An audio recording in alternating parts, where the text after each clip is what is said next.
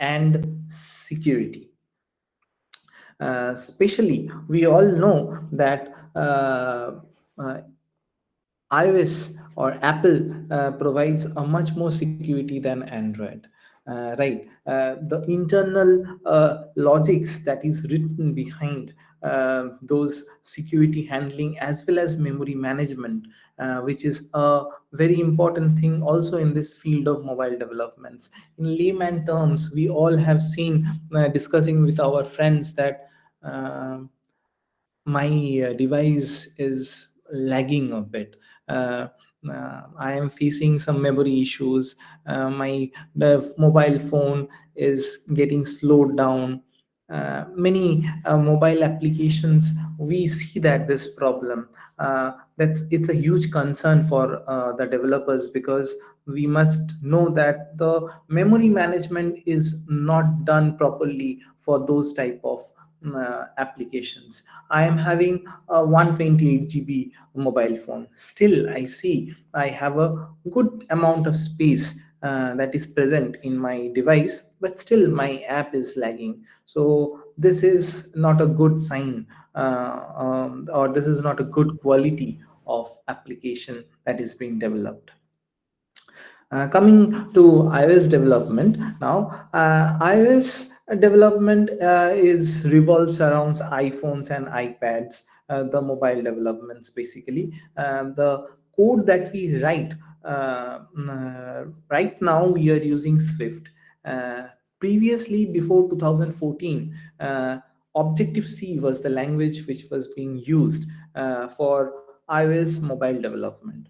Okay, but right now we are using Swift, another new technology language that has evolved, that is Swift UI, which is gaining very rapidly, it's gaining a very rapid popularity among the developers. But yeah, there are still some dependencies of this Swift UI. Yeah, it is in a regular process of developers using it. Some bugs are coming, so it is still not that much being used right now by the developers, but it is gaining a rapid popularity among the developers. And we can see like Objective C is right now a bit obsolete. Swift is being used widely by all the developers for iOS development.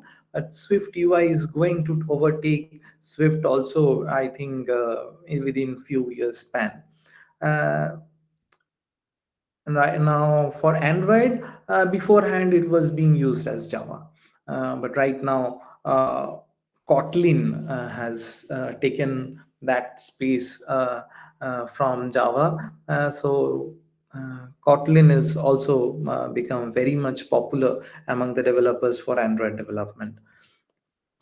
Now, the core concept of Android and iOS, this is just a small visual representation of how the applications work. Okay. Now, as you can see in the right side of my screen, there is an image where we are differentiating Android and iOS. Okay. So this is basically a life cycle. This is basically called an app life cycle, from its launch to it. We kill that from its launch, from killing the application. I think everyone in our daily life experience, we have launched the application and we have used it, and we sometimes go to the background and kill the application. We all have uh, done that. We are doing it every time. I am just going to give you a brief scenario how that works here. Okay, I hope this will increase your interest towards mobile development. Okay, this is in iOS right now. This is view did load. This is a method. This is a method that is being called first. What it does, we firstly create a design. We load the nib file here, so it is being called first, and then it comes to view will appear. it will appear to the user first, and then comes from the app it's running right now, that usual experience, right? That whatever you are doing, that means the app is in running state. Okay. Now, view will disappear. This is another method. Here, the view, when it disappears, now, when it means you are having one, you are currently using the app, right? So, now you just go to the background. Uh, so, the view disappears, right? So, when it disappears, it's but it goes to the background, right? When you again click the application, it comes to the foreground. Again, that means that view did load and view will appear, gets called, right? And lastly, there is view will terminate or view did unload.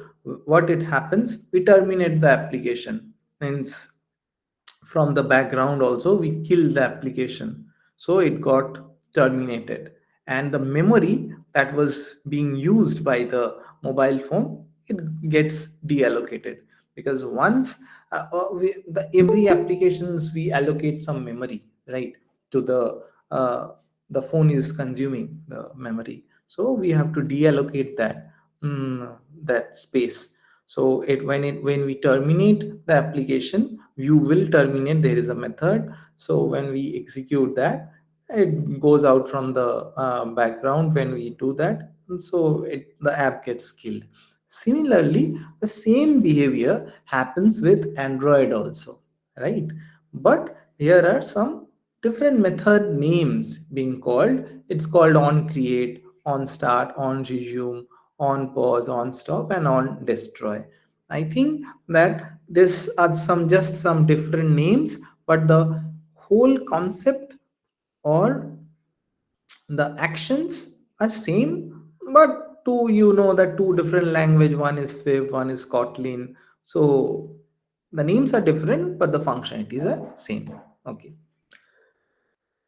Advantages of iOS development, we give users some premium experience. That's fact. And the apps ecosystem, we have done it in such a robust way. It becomes it's the global platform that we use to publish our applications, right?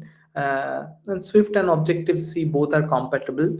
Swift, it's not like it's obsolete, but it's now become a less popular thing for the developers to develop it. But there are still many applications, many old applications which are still being used in Objective C, but slowly the transition has started already, many years back, from Objective C to Swift, because Swift is more user friendly for the developers to develop, and it's very easier to understand for any people. Means if anyone comes and asks you, you will be able to explain it in a better way. And security and privacy always is a USP for Apple, right? And the best practices for iOS development is the responsive device, the memory management, and the user interactions, as well as testing and debugging. We in development, we are doing rigorous testing and debugging, right? The development of an application is not only, it doesn't ends after you develop the code. Now, that is basically the knee, means that's the start. Now, after that there will be testing. Now, the testers will come up with some results that this feature is not working, this is having some bug, some logical issues will be there, so you need to debug and you need to fix that issue. And this is not that much easy. Let me tell you everyone that it's a process, right? That first the business of a suppose, let me take an example of Zomato. Yeah. So Zomato is a food delivery application. So the business owners of Zomato will come, right? That this new feature needs to be developed. So business will first interact with their own team, and they will have a market survey, and they will think that okay, this feature needs to be developed. It then comes to the development team as a user story. That user story needs to be developed in a particular timeline. They will tell us that this is the time frame we are expecting that this feature to come live in the market. Then it comes to us as a developers. We start developing that feature along with because mobile development is not only of the mobile developers, it's also with the backend is there. I think my fellow speakers are there. They will explain you in a better way about backend development. That's the client side and server side. Means suppose we are the client and there is a server in the cloud or somewhere hosted. So what happens with the API is that, suppose, let me just give you a small example. We have everyone have logged in into an application where we give our username as a password or mobile number with the username and then with the password, and then we click that login button. Now what happens with that? We click the login button, our API is being called. It goes to the server,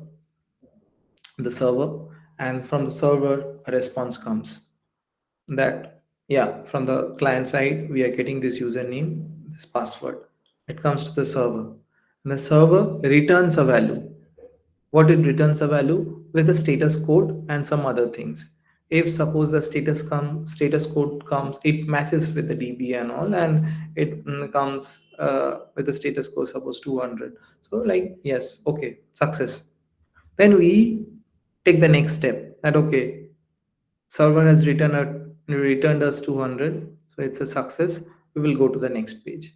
If the server is returning at some different thing, suppose 201, or the server is down like uh, internal server error 500, so we will show that message that oh no, your user, suppose you have entered the wrong password. We will show you that the password you have entered is not correct. So this is how basically this connection between the client side and the server side, this is how it works. So I think that the importance of the mobile developments in today and the future days are huge scope, guys. Yeah, you can dive into this. Just tell me frankly that how many of us right now do Facebook from laptop? I think hardly no one, right? How many of us order items from we order items from Amazon or Flipkart? How many of us use the laptop or desktop to order that or use Facebook? We are all using mobile phones.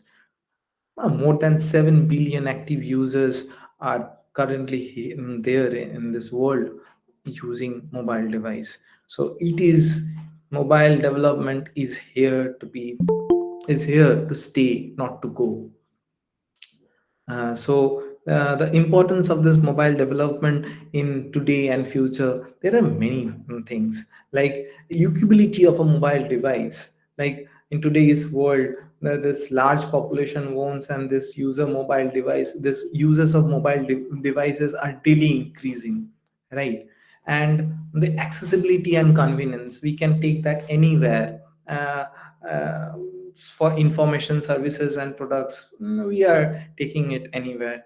And for the economic opportunity, we all know that, suppose from a mobile phone, just from a mobile phone, we are allowing business to reach customers globally. From whichever part of the world or the state you are, you can reach to any customers globally. And just imagine the power of this mobile and this development, mobile developments which can do, right? uh, Means the growth of this mobile commerce or the m-commerce creating a huge revenue with some new models like revenue streams and business models. We have all know how YouTube and Instagram slowly are coming with some revenue systems, business models, generating money, right? Uh, so this is a huge area of scope that we get. Social connectivity, we are all using Facebook, Instagram, and all, right? And this innovation of emerging technologies like let me take you the field of AR, VR, and AI, IoT. Everything is getting integrated in this mobile, right? Everything. There are some global huge names like IKEA. I don't know. Many of you may have heard of their name. They are providing some solutions to set up furnitures, anything with your mobile phones. You can, with AR or VR, you can see how this furniture, I think Flipkart, Amazon has also come up with this, how this how a table will look into your inside your bedroom or your living area, wherever please, you can have a live demonstration. This is the power, right? This enterprise mobile mobility then come. There are organizations, they are adopting these mobile solutions for internal operations to enhance productivity among the employees, to improve efficiencies.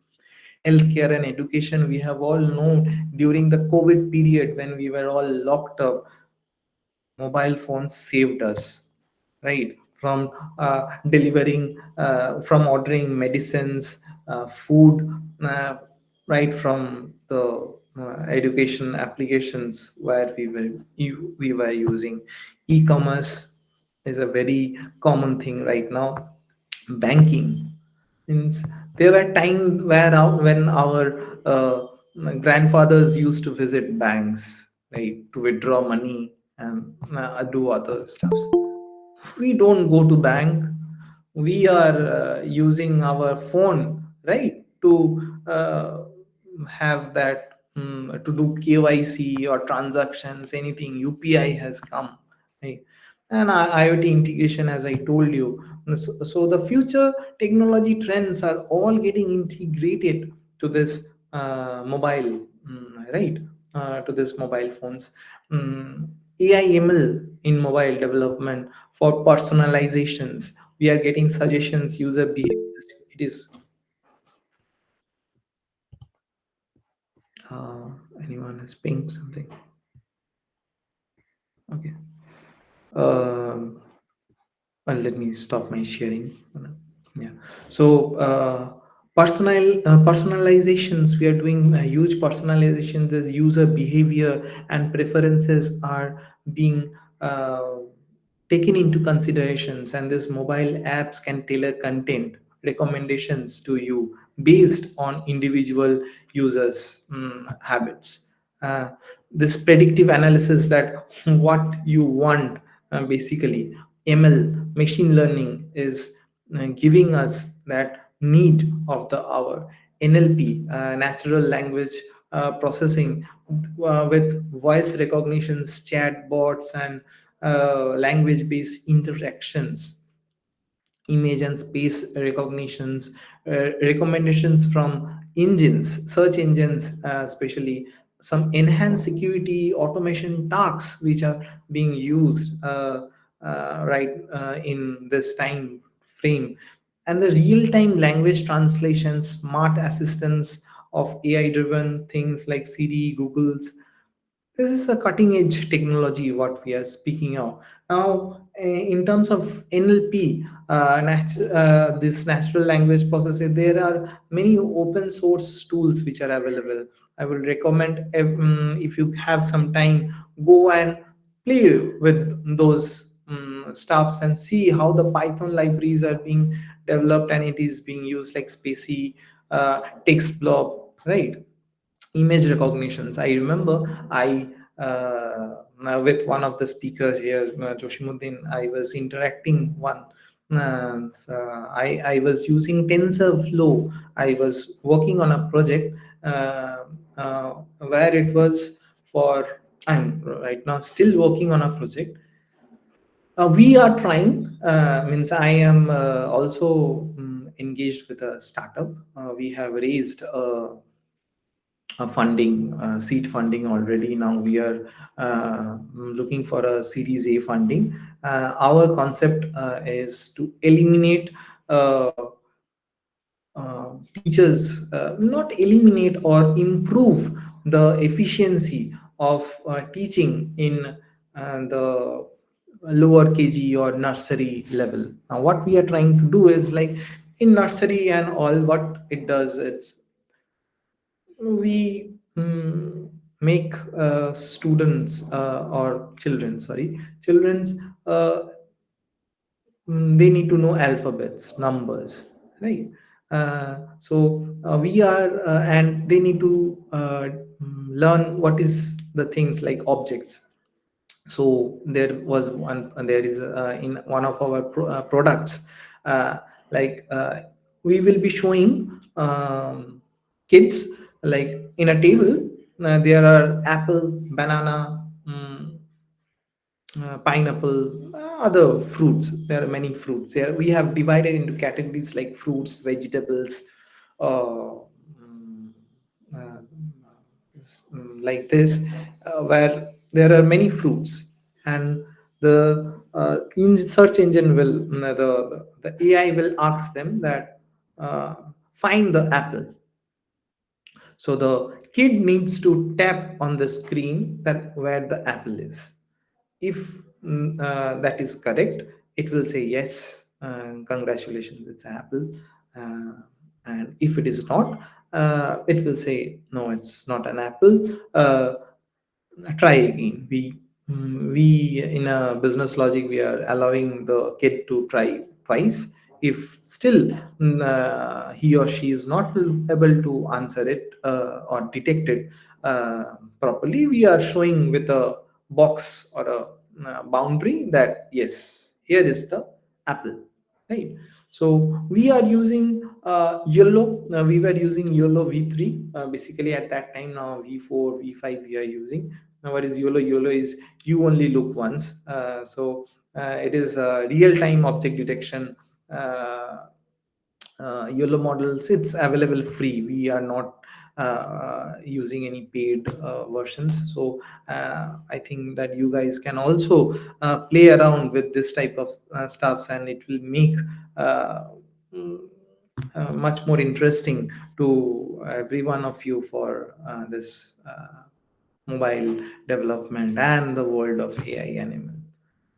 I think, and this automation tasks, we are using Ansible, Jenkins. This automation stuffs, what it does is that it eliminates the more of the users. Like there was some system admins which are being always there in our offices who does work 4 people deploying stuffs and all, looking into the servers and all. But Ansible, Jenkins, with just with a script, we can easily manage those things and with a much more efficiency. I think I am done from my side. I have taken a lot of time. I didn't expected me to be that I to deliver such a long time with you guys. Thank you for your patience. If you guys have any questions, you can come up. Yeah. Thank you, sir. Thank you very. Your session is very informative. So, participant, you have any query? You can ask, sir. You have if you have any query.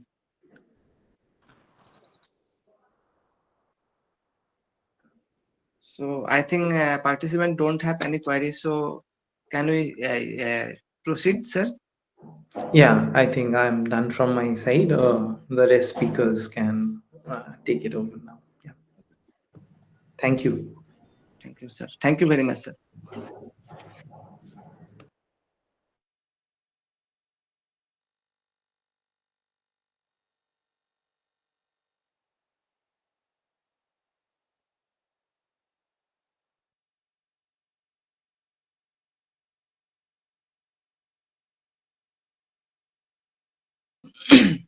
So, participant, as we move forward in our exploration, our next speaker is a proficient React developer bringing creativity and innovative to front end. Mr. Pranab Bhunia sir has been a key player in developing interactive and user-friendly interfaces. Today, they will take us on a journey through the world of React, shedding light on its capabilities and how it can enhance the overall user experiences. Let's give a welcome to Pranab Bhunia Sarji. So, Pranab Bhunia sir, you can start your presentation. Yes, thanks, Nur Alam sir, and thanks to uh, Habib Charitable Trust to giving me this opportunity. So I'm going to sharing my screen.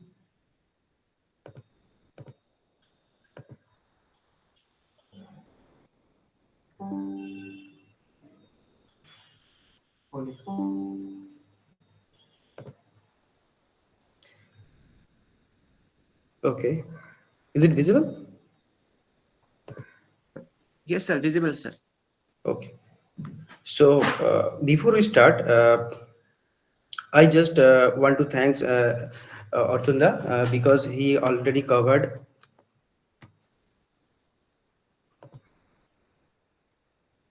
Okay, see already cover. He already covered what is the requirement of today's development. What happened? Just a minute.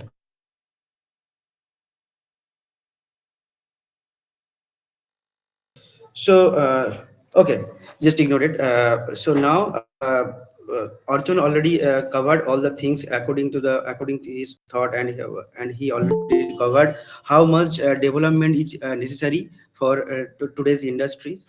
Okay, so before we start. Let me introduce first. I am Pranav Bhuya. I am working for this industry, this IT industry, for last 3 years. So whatever knowledge I have, I just want to share with you. So today our topic is React.js.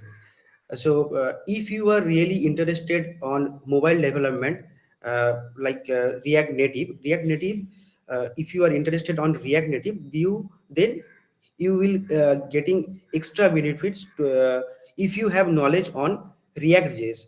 Okay, because whatever you are using in React Native, that's all are coming from React.js. Basically the code structure and everything is similar like React.js. So if you really going to learn mobile development, then if you have knowledge on React.js, like React and JavaScript, then you can create a mobile app very easily.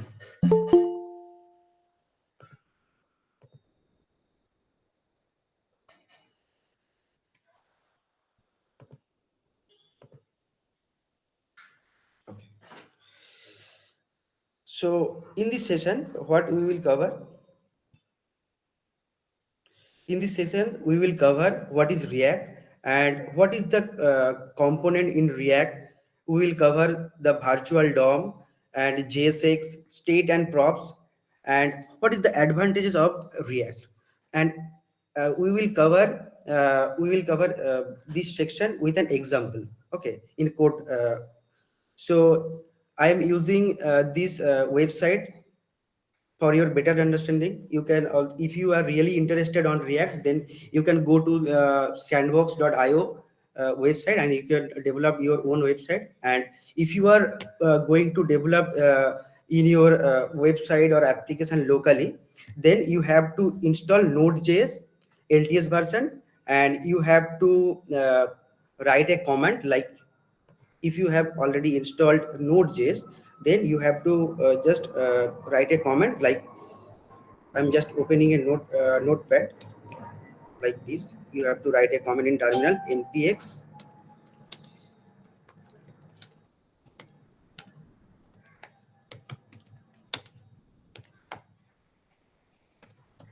This is the comment. By this you can install React. Like this is a uh, this is the whatever app you are going to create. This is the name of this app. Okay. So what is React, right? React is a JavaScript library. React is JavaScript library. So we are by using React, we can create a single page web application like website. And React was found on 2013 by Facebook team. Okay. So and nowadays React are very popular to create any website.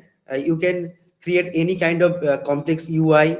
You can basically you can create any kind of website. So nowadays very popular website are also developed by React.js. So this is the all website which are done create with React.js. You can see. I think you all heard about PayPal, Yahoo, Instagram. These all are WhatsApp web. These all are developed by React.js. Okay, so for today, this is very popular tool for creating complex UI and complex website. And you just need to you just need knowledge on JavaScript, and you can create any website very easily. Okay. So this is all about this is all what is React. So basically my next topic is React components, right? So React is, you can see here in this image, you can see there is a four cards, right? You can say it to it as a card, right?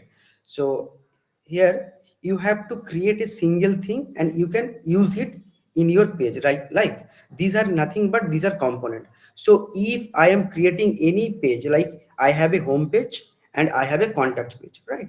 So in home page, I am suppose I am in home page, I am using these round shape cards, and this similar type card I also used in contact page. So what I have to do? I have to create a component like a round component, and I can reuse it in my home page and in my contact page. So that means I don't need to create this round cut every time in home page, in contact page. I just need to create a single thing and I can reuse it.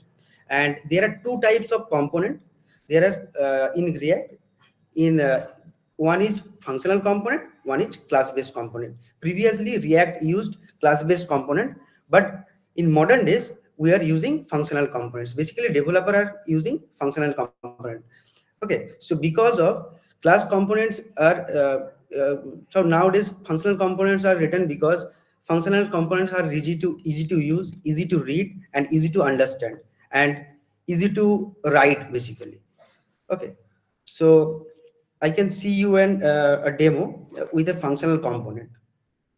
And so I'm going to my code sandbox, and here is my pages. Here you can see this is the pages folder, and this is the component folder. And whatever I am reusing, I mean whatever card or component we will reuse, that will create in our component folder. And for pages I will create a file for pages section. Suppose I am going to create a file home.js. Okay, in my pages file. So what I have to do,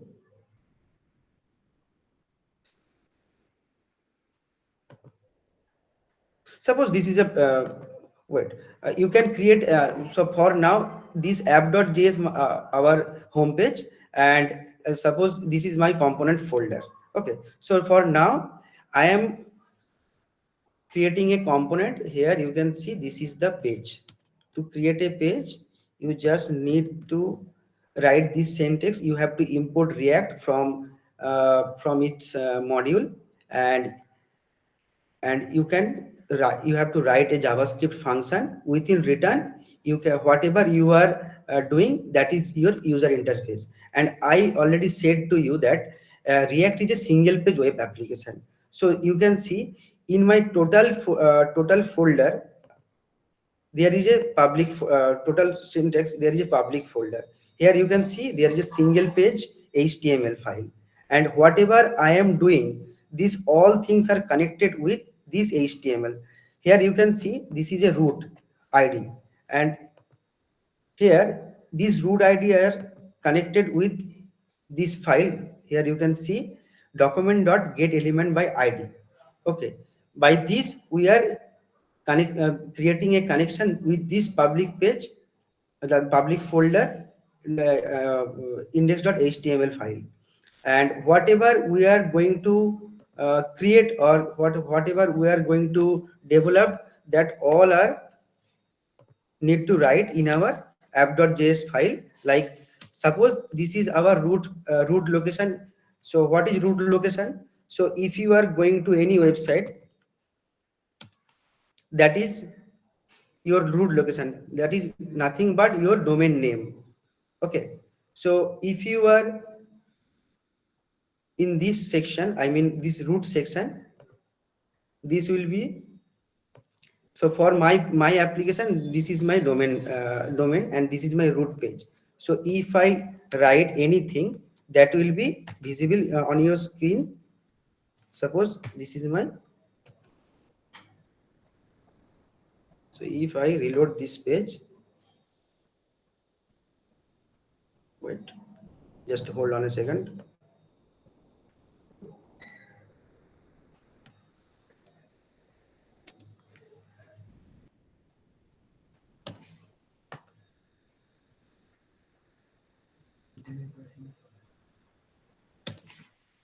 No, I don't know. So hold on a second. I think I have some bug with this editor. Just I just want to create a something new.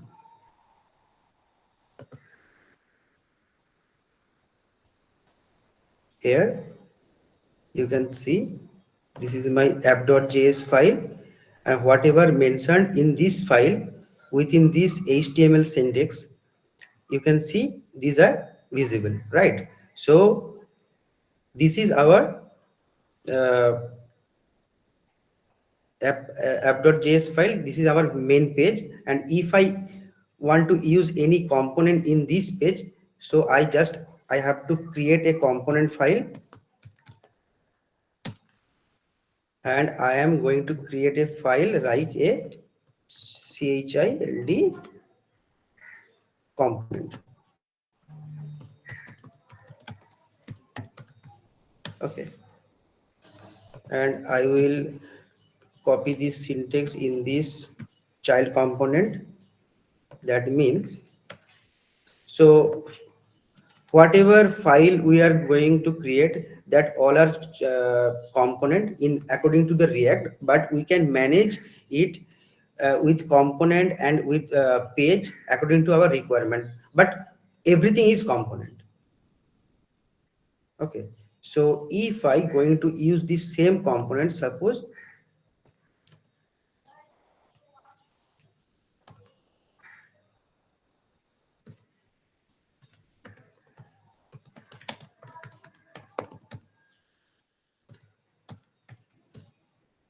okay,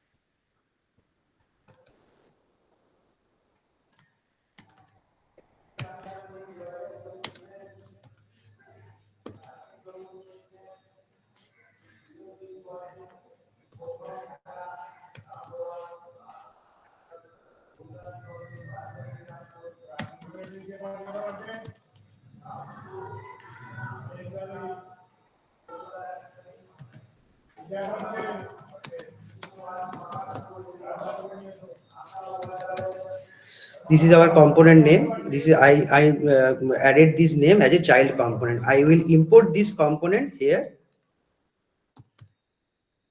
Here you can see how can I import it. input this component.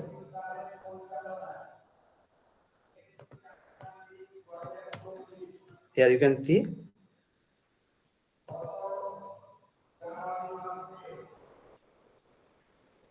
Okay, sorry, I have made a mistake.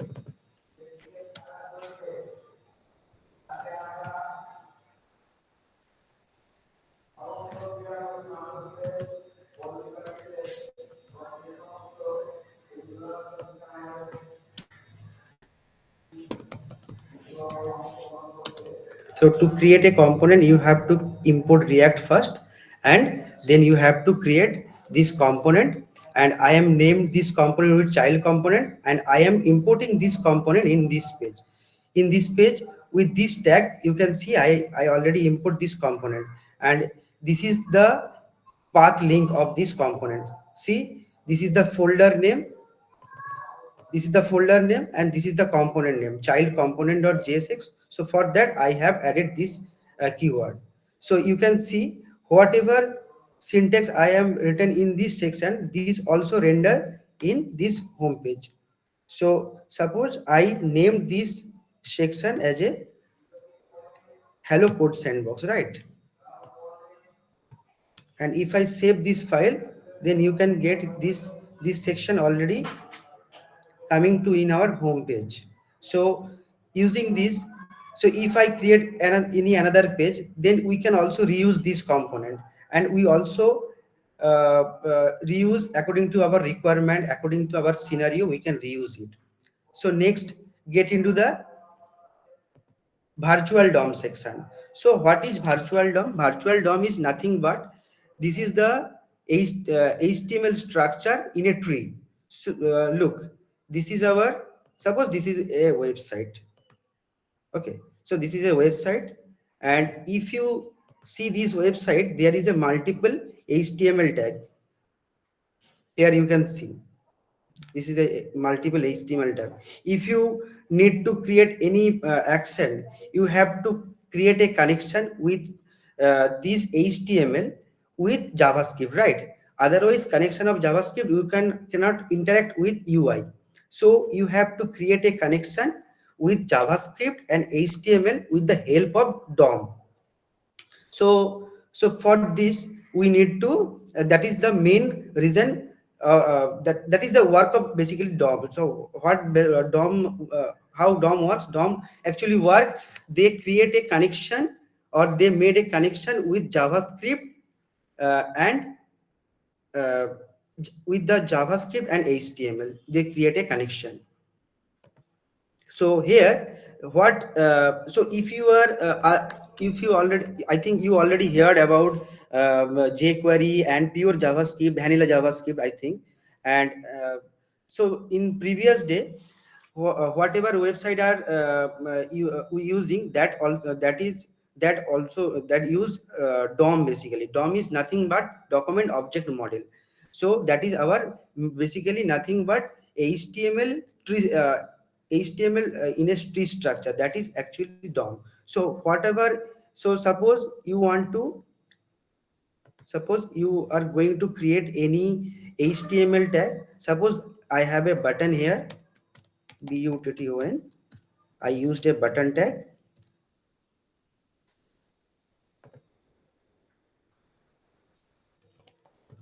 Okay, this is my button. So if I click on this button, suppose I need to change this this text. Okay, so I can say this see you and demo. How can we change a text?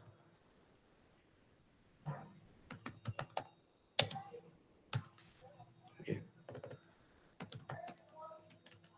And whatever I am writing right now, I will cover this section later.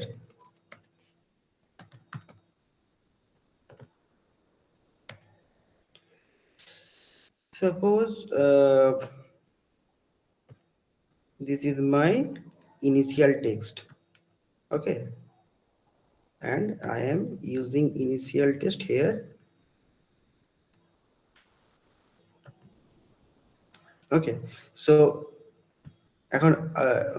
so currently my requirement is, if I click on this button, then I will change this text to hello world.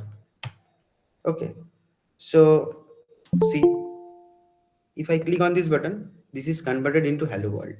So that is the uh, that so now what I'm going to say, that if you are used pure JavaScript or vanilla JavaScript or jQuery, then if you trying to change any single text, then it will render the whole HTML page. It will render this h1 tag, this h2 tag, this h1 tag again.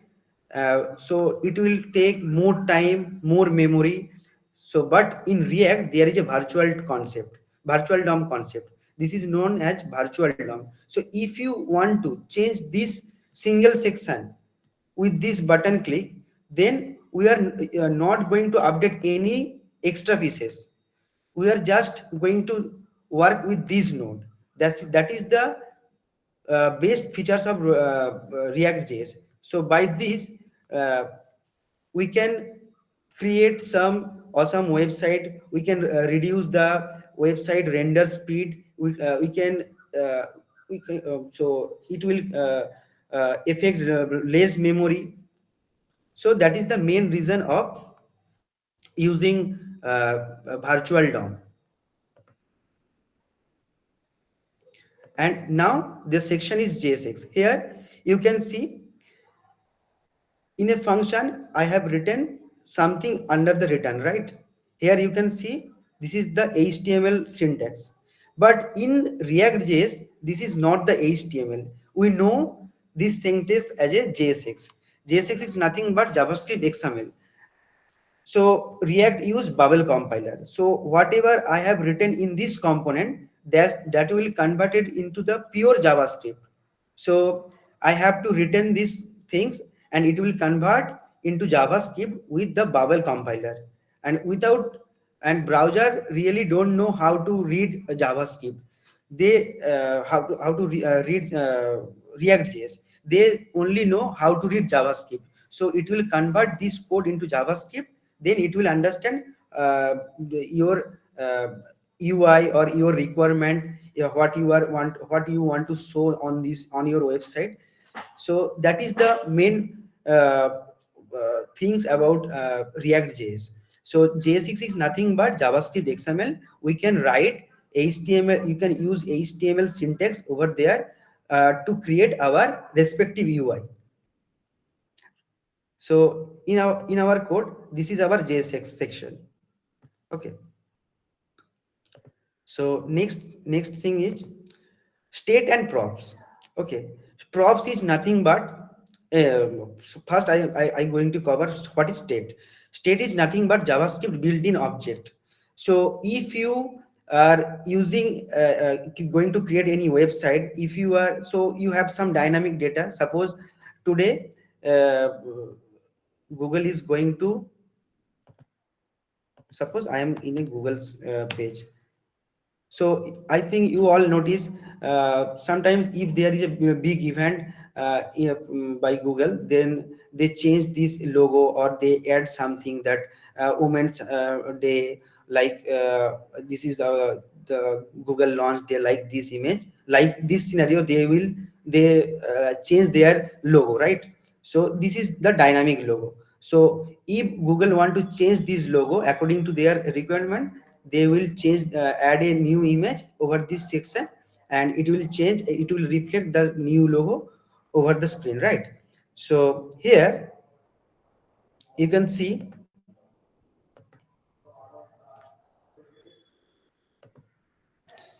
so you can see I want to change this text. So this is our initial text. So these texts are dynamic. Dynamics means whatever I want to update according to my requirement, that is dynamic. Okay. So according to my requirement, now suppose I want to write a name over here. Suppose I want to write this. Okay.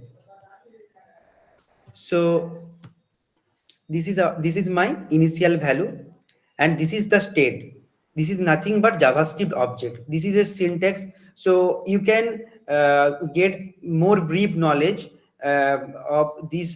This is nothing but we can say use state is a hooks. In React, according to React, it is a hooks. There are multiple hooks: use state, use effect, much more, use context, and according to our requirement we can use these things to manage the data or in our website. So right now I am using use state hook. To get details, you can visit React.js website, like React.js official documentation is here. Here you can see this is our React.js official website. Here you will get information about web development and React native development. Okay, so let's get into the PPT. Where okay, sorry. Let's get into the code sandbox. So here this is my initial text and this is my state, and using this use and whatever value we going to add in JSX, I have to use these things. Okay, so suppose this is the h1 tag, and what if I add any value, then I have to add a second bracket. Under this I have to add this keyword, the text. Okay, this is nothing is but a variable type things. So if I going to update this text with any by a button click, then I can change it, right? So this is the how the state is working. This is nothing but JavaScript built-in object, and you are going to use these kind of things to manage your website data. So, and what is props? Next, my next topic will be what is props. So suppose this is my page and this is my component, and React maintain one thing: you can only share data from parent to child, and not you are access to parent component from a child. So to access this parent component from a child component, then you have to use Redux, and this is a very big section. And when you will be pro in fundamental things of React, then you can learn it. Okay, so for now I will show how props is working. So suppose I am taking a variable,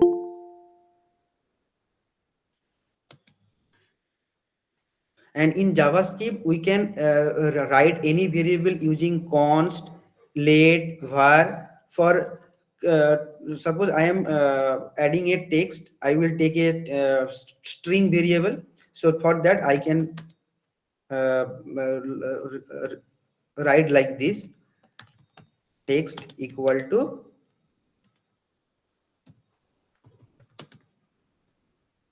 props passing.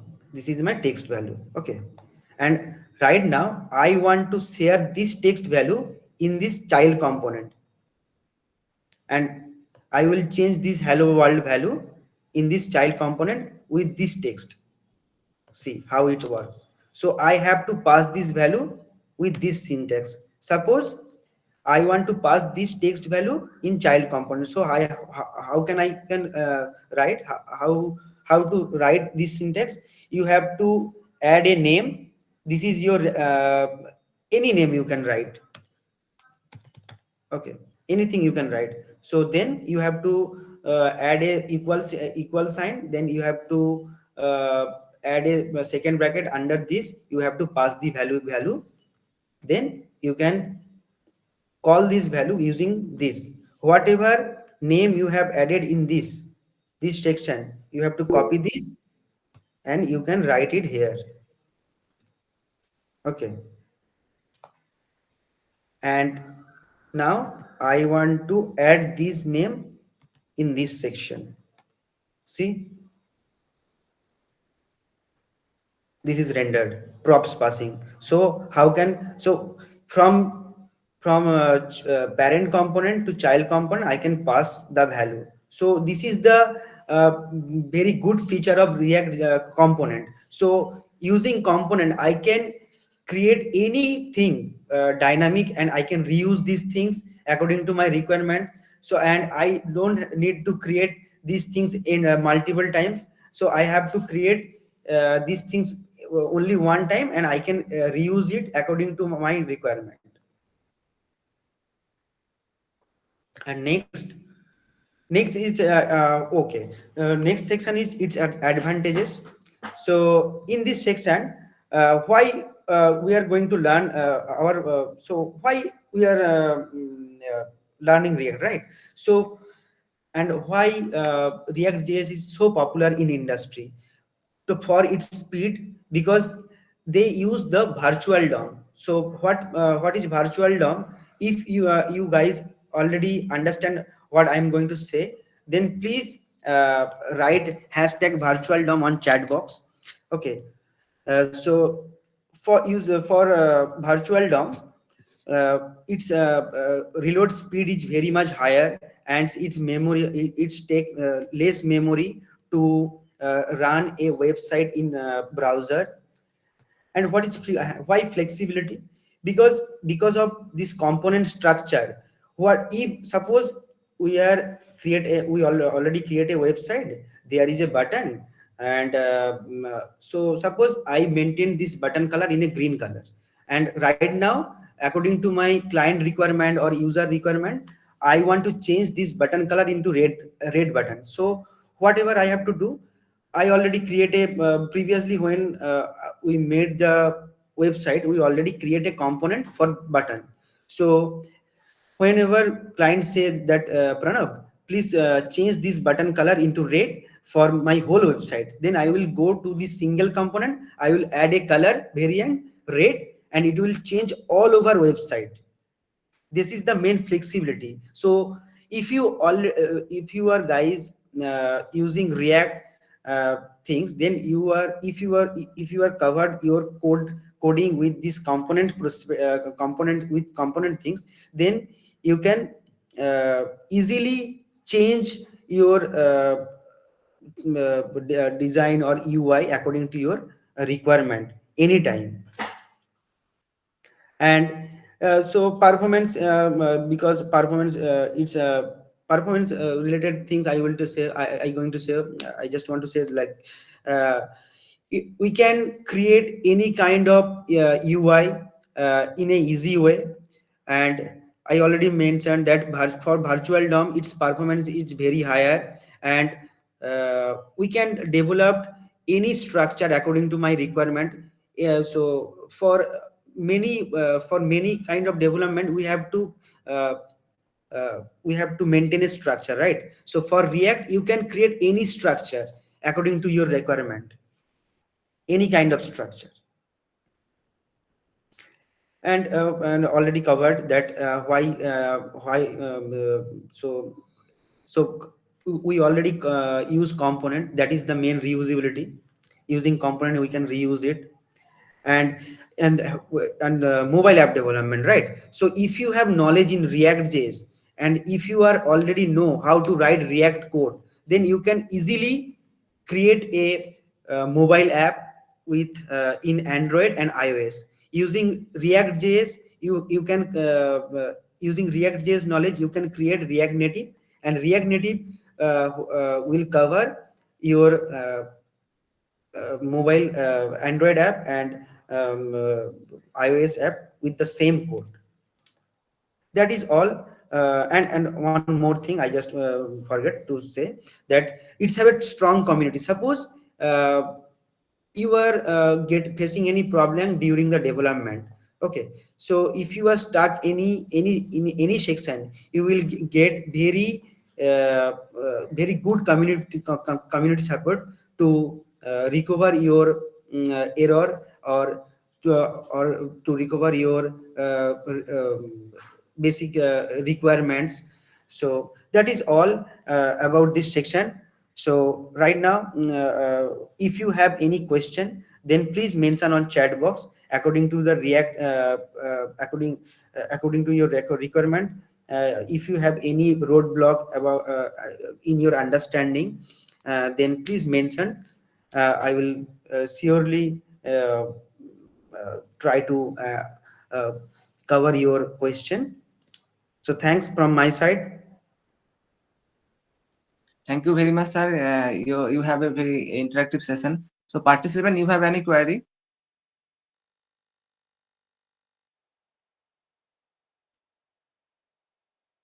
Ashraf Ali Sheikh, you have raised your hand. Have you any query, Ashraf? Rugubir Prasad, you have also raised your hand. Have you have any query, Rugubir? If you have any query, just feel free and ask me.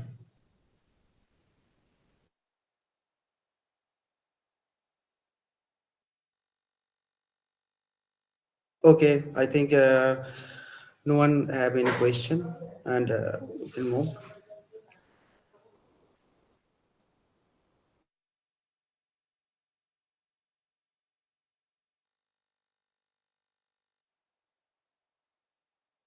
So, participant, our next session is on React Native development.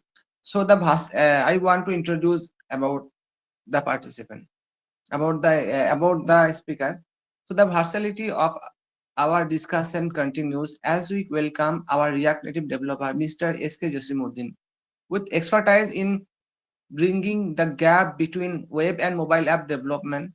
They have played a pivotal role in creating applications that seamlessly run on various platforms. Get ready to explore the world of cross-platform development as Mr. S.K. Jasimuddin take the stage. A round of applause, please. Mr. Jasimuddin, you can explain your presentation. Thank you, sir. Am I audible to all? You are audible.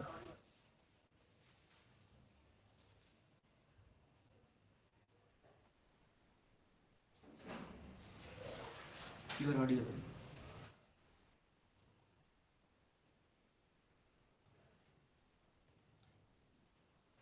Is my screen visible? Yes, it is visible clearly. First of all, thanks to all for your attention and your patience. I think you are really crazy about React Native development and mobile application development, right?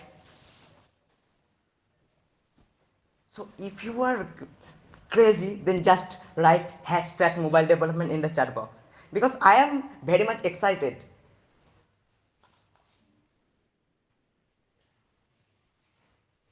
So before going to the sessions, I mean before going deep dive into the React Native, let me introduce first.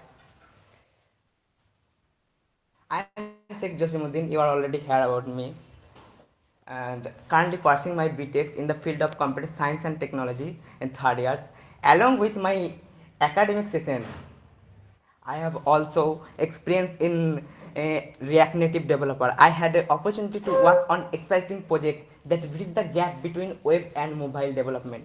Today, I am excited to sharing some insight and knowledge about React Native, a framework that has become a game changer. It's a game changer framework. In the mobile application development, it's quietly rapidly increase. Let's take a quick look what we will covering in the sessions. So we will cover what is React Native, some advantages of React Native, and foundation of JavaScript, and some key features of React Native. We also cover code reusability. Previously, our previous speaker Pranab also give us some description about code reusability, and we also learn about write once and use anywhere using React Native. Yes, you can write your code in one single code base and you can use this code base in anywhere. For Android, Android use Java and Kotlin. Previously, we know Archanda already give this kind of introductions. He just say for Android using Java and Kotlin. For iOS, they just say that iOS use Swift and Objective C. So in React Native, you don't worry about the JavaScript, Java, Kotlin, Swift, Objective C. You just need to know JavaScript. Yes, that is the power of JavaScript. So we also cover hot reloading features in React Native. Okay, and so the community of React Native is very high, so it's very increasing also. So if you come from non-technical also, then you can easily learn React Native because its community is huge. If you feel any issue, then you can easily find it from an web or from find from their repo in GitHub. So what is React Native? So before going into the React Native concept, why why we are coming into the sessions? Why you are come? Okay, so I think your lot of people are from student background and some from professionals. Oh, but you are joining this session because you are excited about mobile application development, right? So if you want to become a mobile application developer or if you want to create an mobile applications, but why you need to create an mobile applications? Why? What is the reason behind it? I think you have a great idea, right, for creating an mobile applications, but lack of your technical knowledge, you can't do this. Yes, that's why React Native come in the picture. If you have lot of knowledge that you can build an application, you have a great idea to launch an applications like Instagram for social media, like Facebook, WhatsApp. You have an idea, but due to your lack of a technical knowledge, you can't do this. So if you learn React Native, then you can easily develop your idea into reality. So React Native is a framework mm, built by Meta. You also know about Facebook. Yes, Facebook owned by Meta. Also WhatsApp owned by Meta. The owner is Mark Zuckerberg.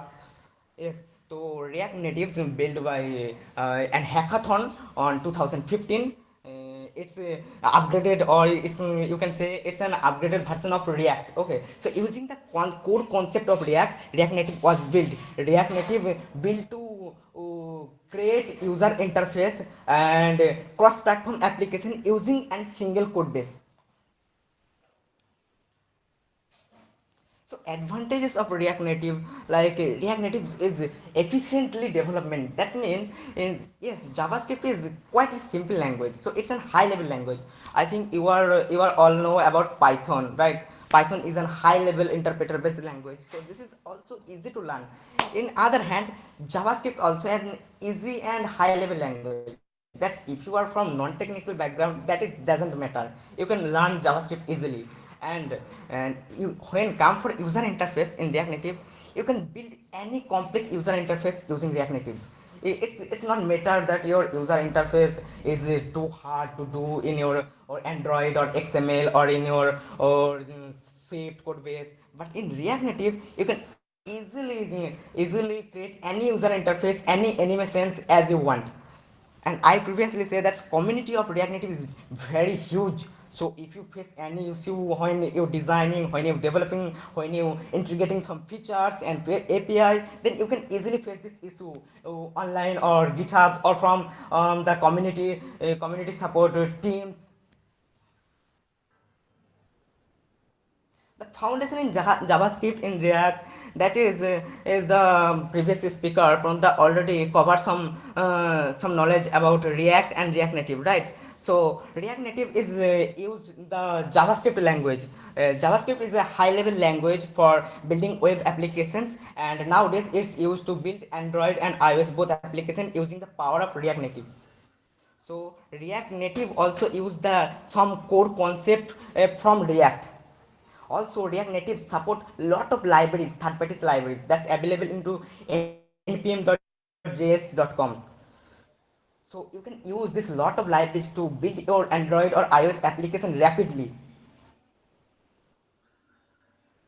Some key features of React Native, that is the most key important feature is cross platform development. I think you all have an Android device, right, and someone have an iOS device. But if you want to create an Android APK, right, Android support .apk files and iOS support .ipa files. If I am not wrong, then Android is support APK and iOS support .ipa. In the other hand, Windows also support .exe file, and the most important thing is React Native support both IPA and IPA, APK and AXE file. You just don't worry about these files. You just need to learn about JavaScript and the React Native. So if you learn these two things, then you can create the cross-platform application easily. So when comes for code reusability, so code reusability is an core concept from React. So in React Native also use the component-based architectures from it's come from the React. That's why when come for the performance and memory consumption, that's often the say in mobile development, and memory management is so important and security is also so important. So in React Native you can divide your code into some pieces of code, and you can reuse this codes according to your requirement. So that's why the performance is so smooth, because you use same codes in your all screens. So that's why the smoothness of your applications is increased. And the community support of React Native is very good. That's I already covered it. And the right anywhere means if you from Android development background, I think someone from Android development background. So if you are from Android development background, just write hashtag Android in the chat box. So if you are from Android development background, then you have knowledge in Android Studio, Java or Kotlin, right? So if you from Android development, then you need to maintain a code base in Android Studio. Or if someone from iOS development, like if you want to create an iOS application, then you need to know about Xcode, right? Yes, Xcode is an IDE developed by Apple. Okay, so which is provided to build iOS applications. So if you from iOS development, then you need to know the Xcode. So if you want to create an iOS application, then you need to write the code in Swift or Objective C. That's why you need to carry forward in your code in both Swift and Java or Kotlin. For Android, Java and Kotlin, and for iOS, Swift or Objective C. But in React Native, you don't worry about the multiple code bases. Like you don't need to install Android Studio, or you don't need to install Xcode.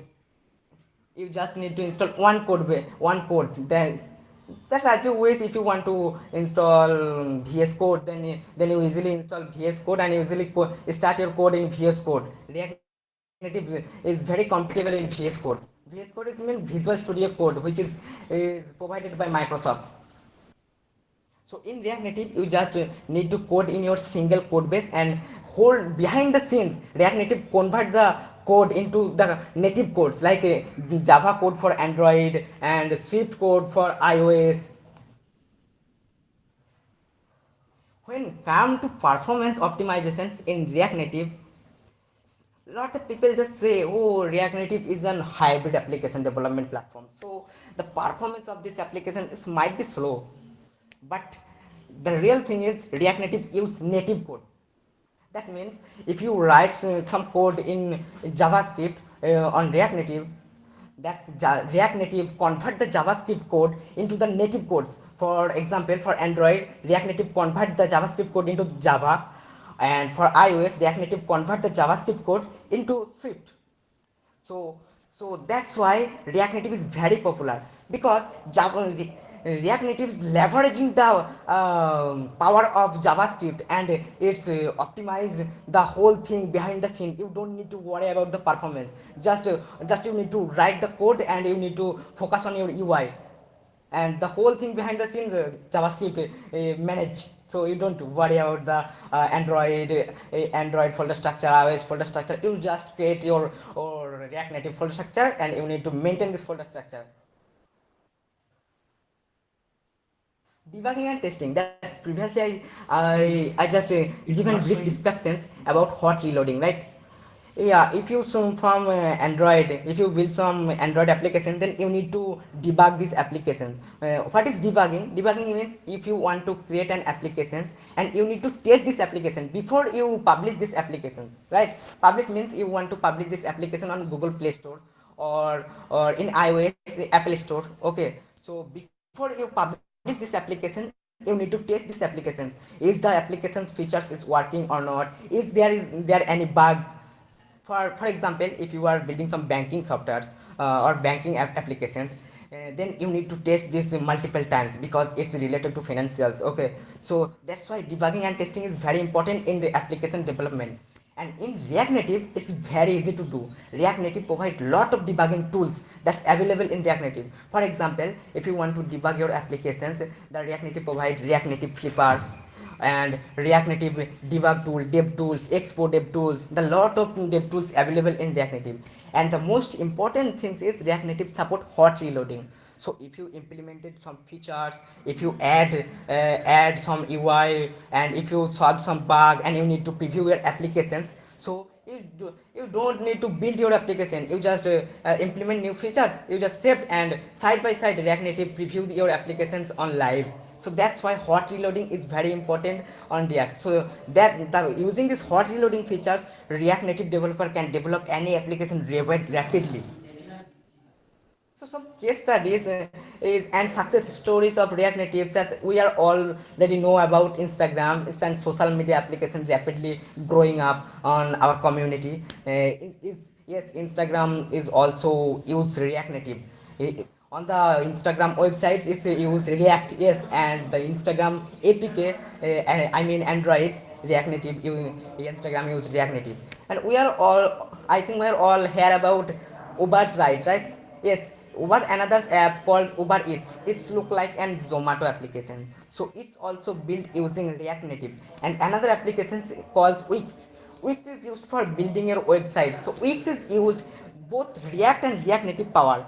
They given super power to the Wix applications. You can build an website using this application. So if you wish, then you can download this application from Google Play Store.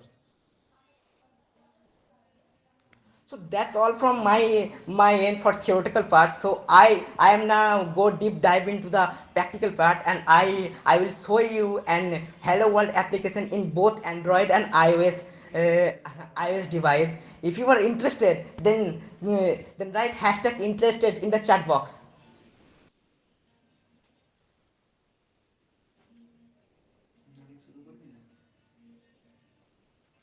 How much people are interested? I need to know.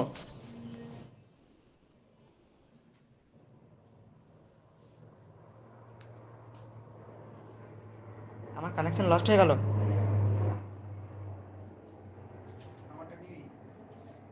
দাও। Join কর খোলা যাচ্ছে। কই Realme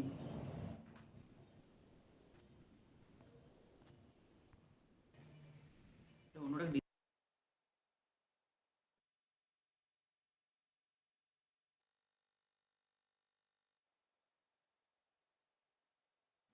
Hello, am I audible to you?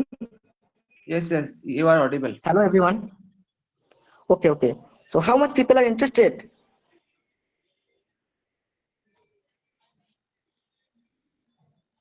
Sorry for interested, but my machine is disconnected due to my internet issue.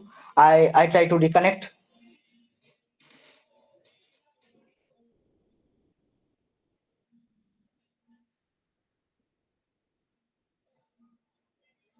Samsud just write interested.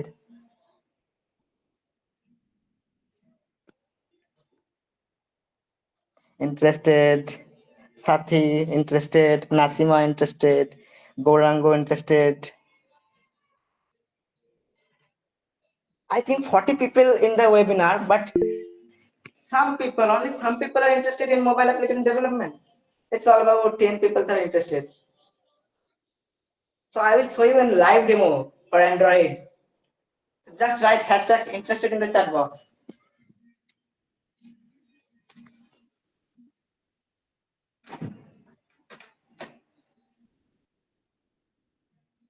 Oh, Anand Kumar interested.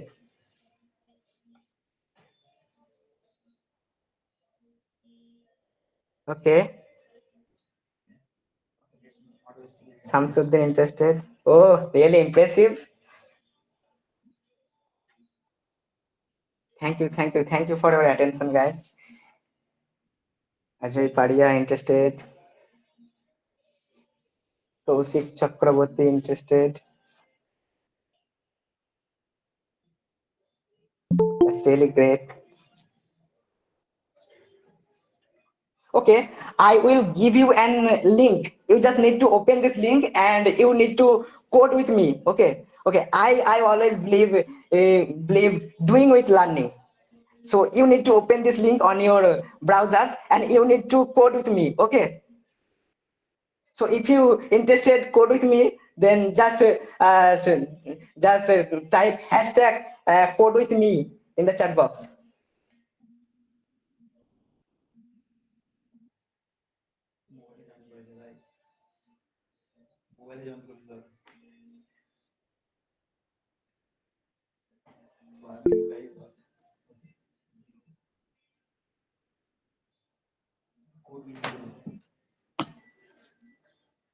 I share a link in chat box. Please click this link and go through this web page. Okay, I will share my screens.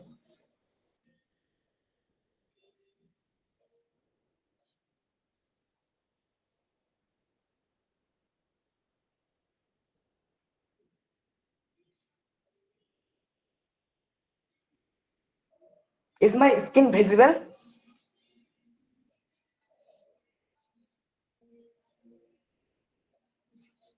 You need to create an account on this website. In this website is expo.dev. It's provided by React Native. Okay, so if you want to learn React Native, then you can and learn React Native from online. You don't worry about your machine's capability, your machine's RAMs. Okay, so the whole thing is on web, so you don't need to download any code editor. You just code on online. So that's why I'm sharing this link. Just open this link and code with me.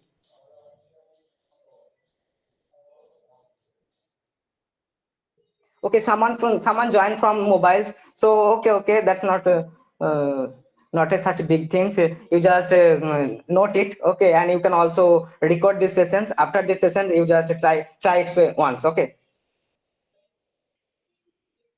okay, I'm continuing my sessions now. So I think if you, when you create an account, you get this page. You get a dashboards, project and snacks. You click on the snacks.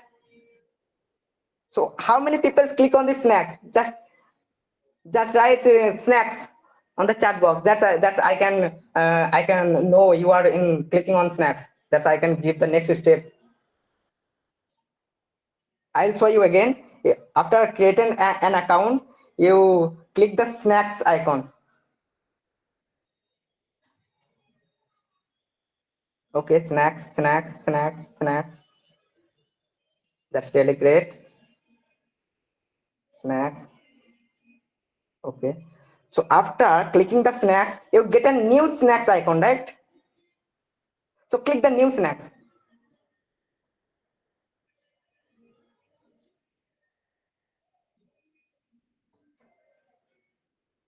If you are already clicked the new snacks, then write yes in the chat box.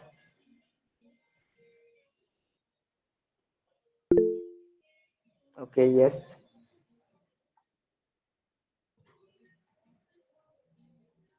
Okay, just I want to share my whole screen because it's on open on another window, so I need to share my whole screen. Just a second.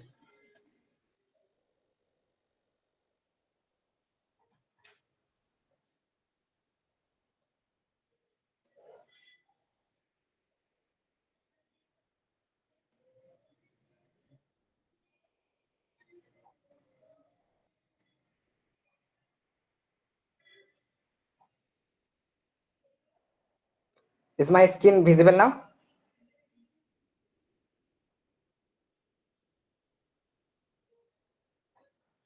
Okay.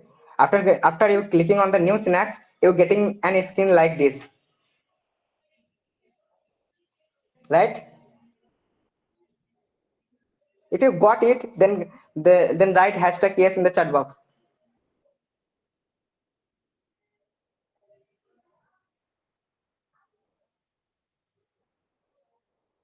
So you get inbuilt emulator in your web browsers and iOS and Android and web. Because React Native support both Android, iOS and web, that's why they also provide 3 emulators for testing. So I already write some code, so I delete every code. You also delete your each and every code.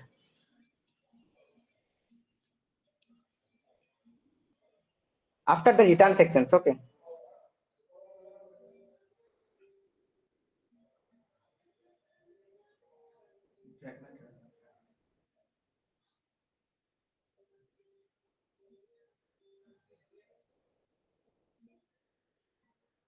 Delete all code.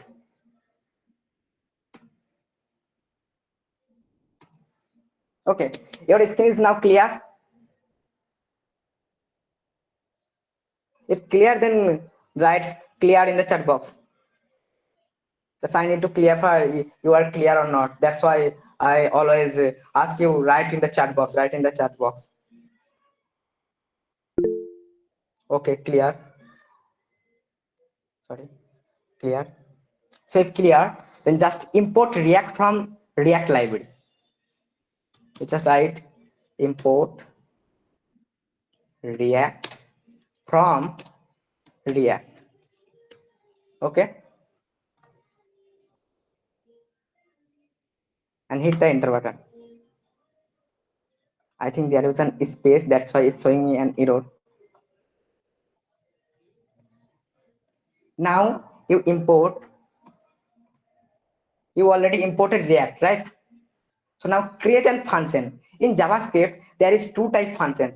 One is called single line functions, and one is called multi-line function.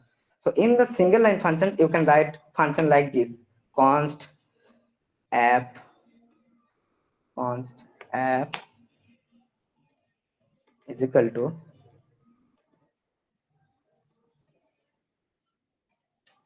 So I create a function named app. I think you are also creating a function. So if you are created a function, then you need to export this function. Why we need to export these functions? Because we are using this function on another files. So if we want to use a function from another file, then we need to export these files.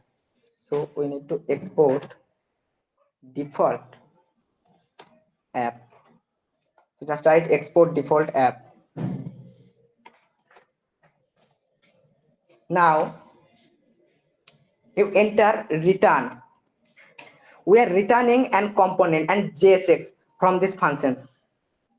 So after return, you just enter a first bracket in your keyboard and write view. View. V is always capital.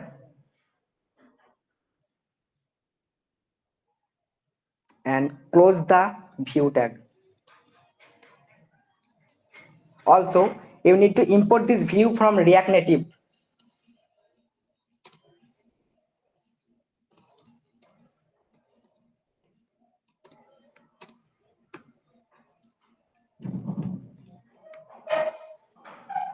Now, you inside this view, just write text tag, and also close the text tag. And you also need to import this text from React Native. So inside this text tag, you write any text as you want. For example, I write hello world.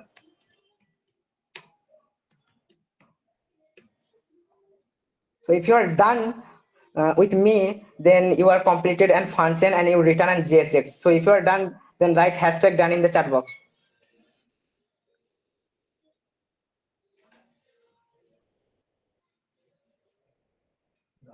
Here is my code I provide you in the chat.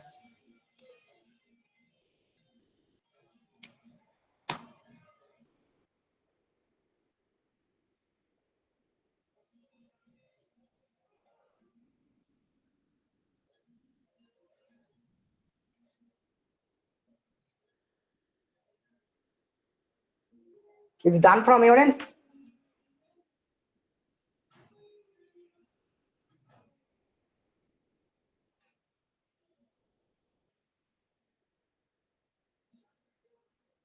So if you are done, then you just click the Android button and click tab to play buttons.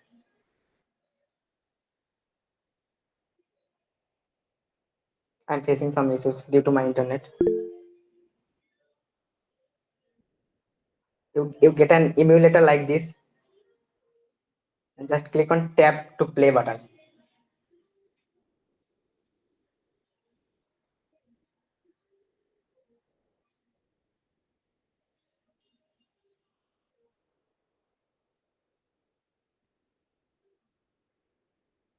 Why this so? Oh, I think I am not saved yet.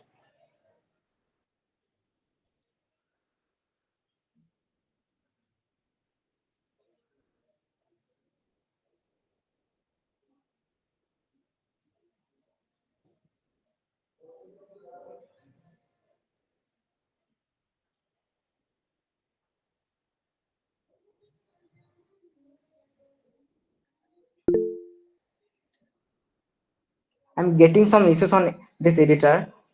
Sorry for interruptions. But if you get this Android button, you need to click tab to play buttons after writing this code.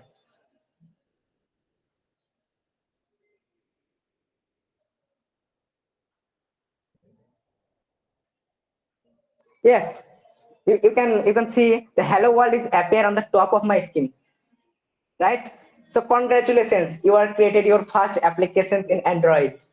So I just show you the hello world in the center of my screen. Okay, so okay, I want to this hello world on my center of my screen. So I will give some styles for centering this hello world into my screen.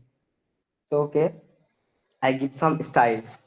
So write style is equal to inside the 2 second bracket you write your styles. If you are from HTML background, then you need so you know some styles from CSS. So yes, the React Native styles also look like an CSS. So I just provide display, sorry, text one and justify content center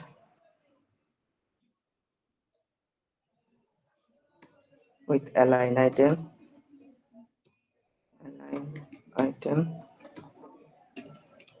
center.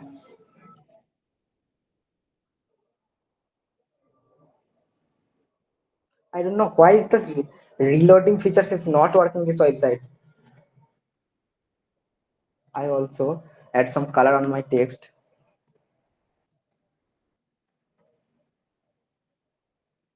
Color. I want to add red color on my text. Okay, I want to reload the websites again.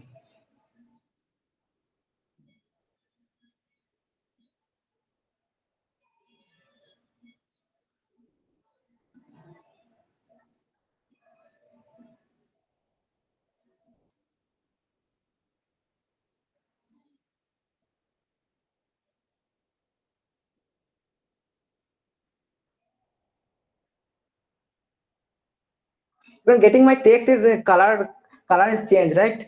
In color changed to red, but my text is not appear on center. Okay. I am missing an spelling.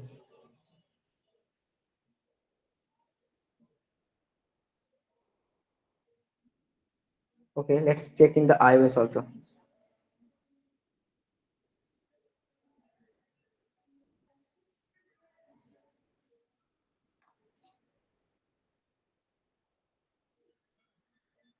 You can check iOS, Android, web, both.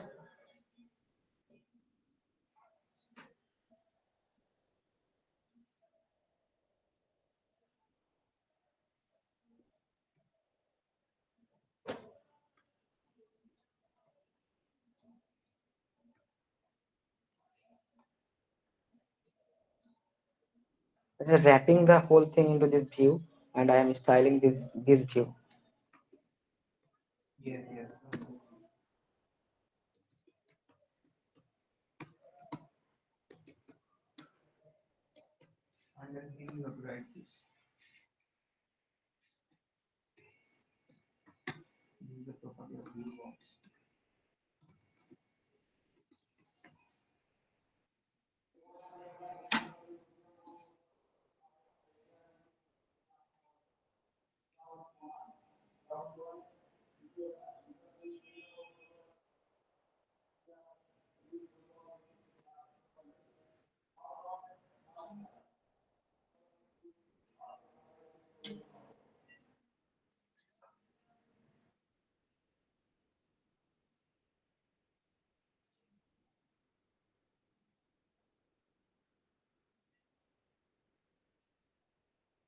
I don't know why my text is getting on center. I think this is some issues from this ID. Okay. Okay, this doesn't matter, but if you complete this code, then you can create your first application, first your hello world application on Android and iOS both. Okay, so I want to share another thing, that how can you implement and logic on your applications. That's I want to add in buttons, and I want to, when I press the button, and showing and pop up. So for implementing and button, React Native supports touchable opacity.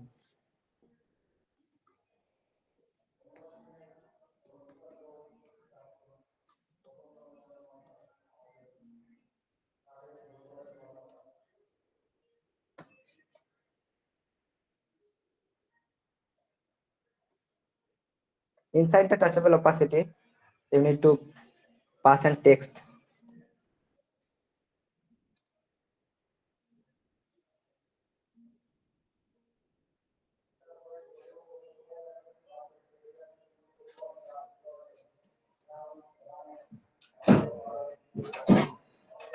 So we also import the touchable opacity from React Native.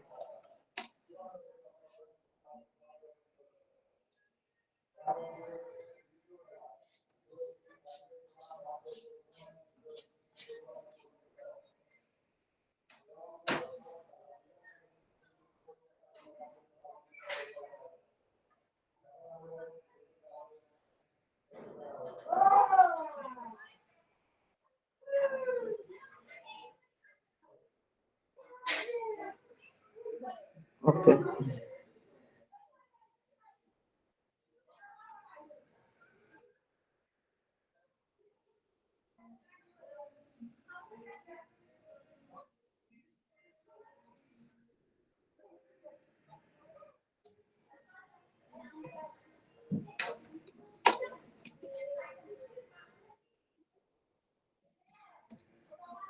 I changed my button color to green.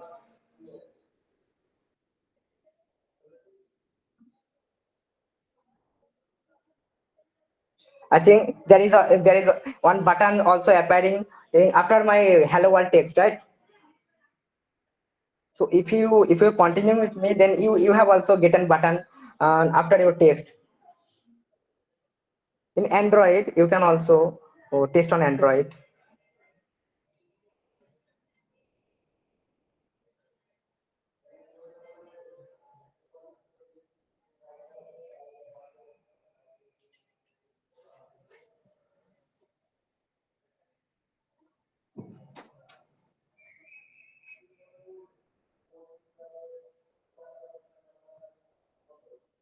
Now we showing and pop up to user. When click this button, we will show and pop up.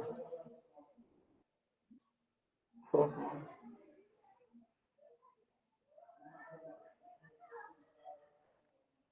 this editor has lack of issues. So if you need to build an application, then you need to integrate your React Native into your VS Code. I will show you and demo. That's why I using this web-based editor. When you build an real-life applications, you don't need to use this application, this web-based IDE. Okay.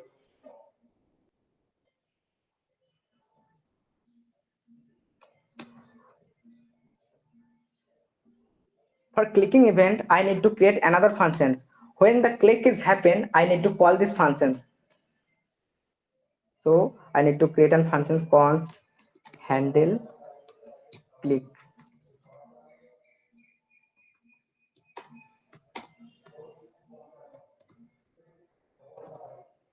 and I show an alert to users. That user is click on the button.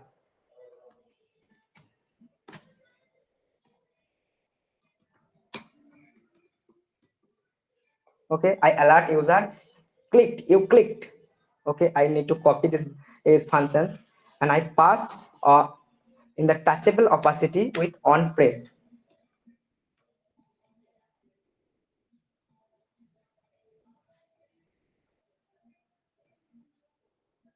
Now when I click the button, oh,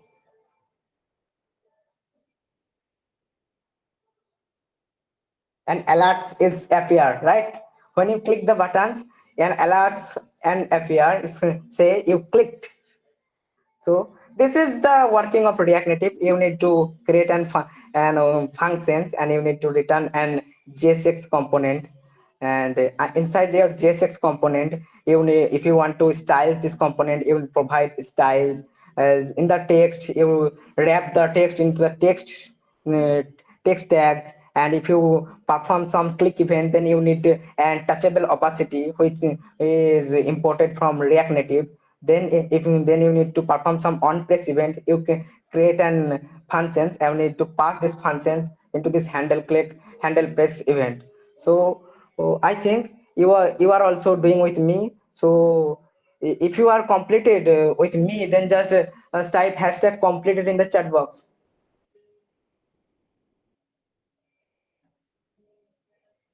Okay, I will give all I will answer the all the questions before my sessions, and I have also an Q&A sessions. So I will try to answer the Suren's questions also.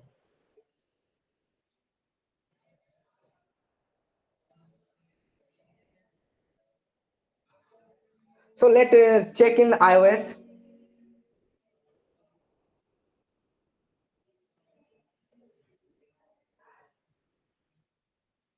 The main features of is IDE, it's free to use, and it's provide both emulator Android and iOS. You know what, iOS iOS I mean iOS device is not free to use to everyone, right? So if you building some React Native applications, you don't have an iOS device, then you can test your application on this on these websites, because they provide a free virtual emulator that you can use to test your applications. So now if I click on this button,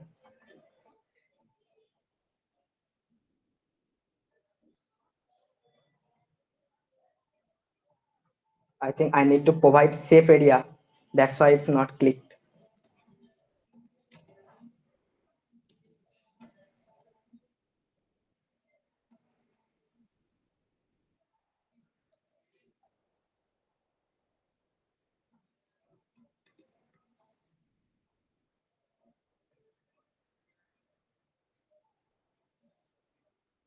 Just a second.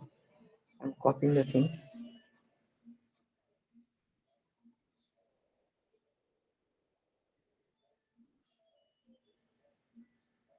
You need to provide an safe area. Why we need to use this safe area? I explain you in details. Just a second. You also import this safe area from React Native.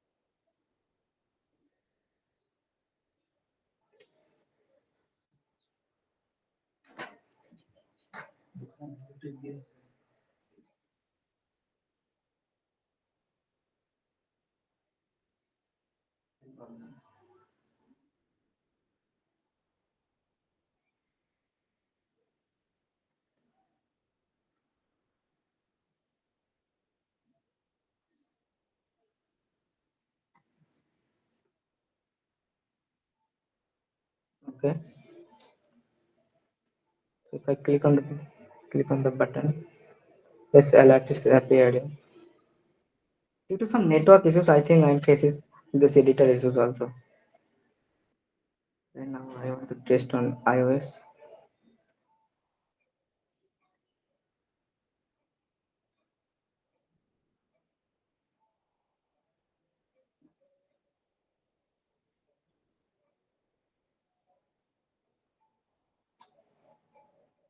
Yes. Now in iOS, you just after adding the safe area view, my text is go on the top. It's appearing on the top, right? But after adding the safe area view, it's rendering below this safe area. This area is known as safe area. So if I want to render something uh, below the safe area, then I need to provide this safe area view. That's why it's now rendering before the safe area. So if I click, it's now work. Yes, you clicked. You can see that's my button also work on iOS.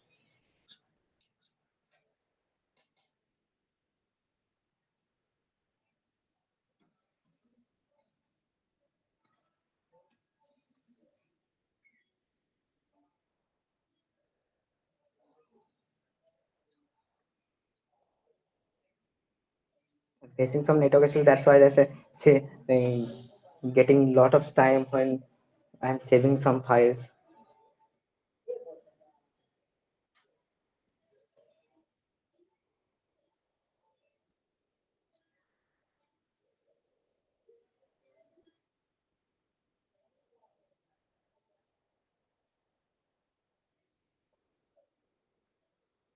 Okay, don't need to add this flex one.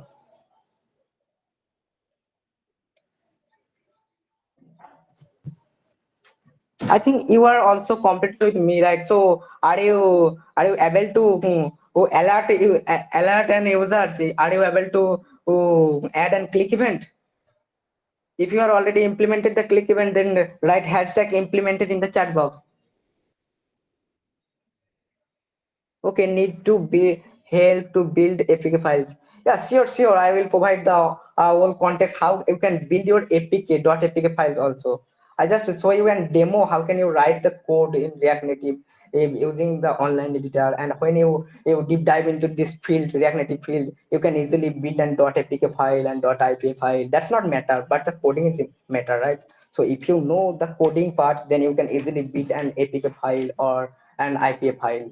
So just you need to try to build an user interface or and logic, so you understand the fundamental first, then you can easily create an .apk file. It's not such a big thing, right?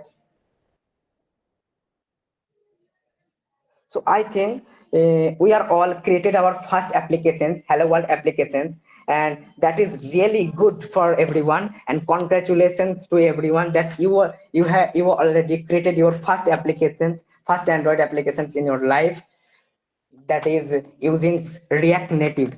So that is all from my practical end. Now now for Q&A sections, do you have any questions regarding in this codings or the theoretical that I already present in my PPT? Then feel free to ask me. I will try to answer the questions, and I will try to understood you on the better way.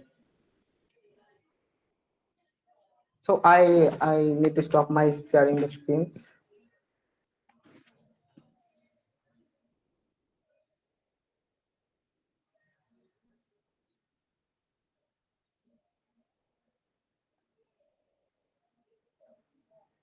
Hello, am I audible to you all?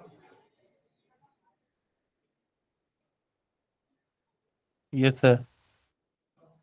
Okay. So, do you have a lot of people are questioning on the chat box? Okay. The Suren just say, I have a question. Which platform are best for app development? And which platform means you just say about React Native plan, like a development platform or application platform? Which platform you just say? Please give me some context that I can explain you. Application, sir. Okay, application. So according to me, if you go to Android, uh, you need to learn Java or Kotlin, right? So, or if you go to like Swift, I mean iOS development, you need to learn Swift or Objective C. So using React Native, you can achieve both Android and iOS. So you don't need to learn Java, Kotlin, Swift, Objective C. You don't need to worry about this. You need to learn one thing. So if you are interested, then you can continue your journey into React Native. Thank you, sir. Oh, that's my pleasure. Not a big thing, but I start at the point. Okay. Subrata Chatterjee just say need help to build the APK files. Okay. Yeah, I just say it's not such a big theme for a APK file. Okay, okay, okay. I give you some suggestions. When you know about React Native, you need to create React Native in your local development. Okay, using this command. I just provide in the chat box. You can write this command npx React Native init, and then you need to provide your application name on your terminal. So by the way, first of all, you need to download Java JDK tools, and you need to download Node.js and React Native also, React Native tools. Jasimuddin, hello. Yes, yes, yes. Can I share my screen? No, no, actually, you are not able to share your skills. You just explain your question in chat box, or you just request your question. No, no, I just need help to build the Okay, okay. APK After file. this session, we I have have the an code. WhatsApp group. You just share your problem in the WhatsApp group. You take a screenshot for your problem and you just send your problem into the WhatsApp group. We will try to explain you. Okay, thank you. Okay. Anyone? Anyone else?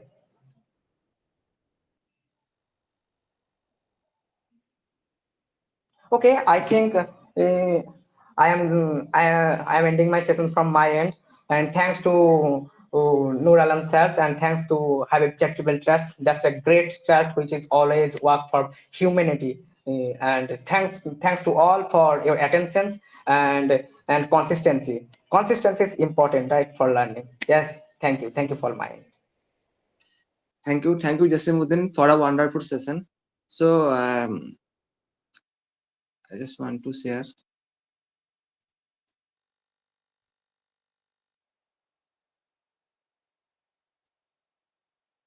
As we conclude our journey through development technologies, our final speaker is a maestro in the realm of data science. With a knack for turning raw data into actionable insight, Mr. Jamil Akhtar sir has been instrumental in leveraging the power of data to drive in decision making. Prepare yourself for an enlightening session as Mr. Jamil Akhtar sir delves into the intersection of data science and application development. Please join me in welcoming Mr. Jamil Akhtar sir. So, Jamil Akhtar sir, you can present your presentation.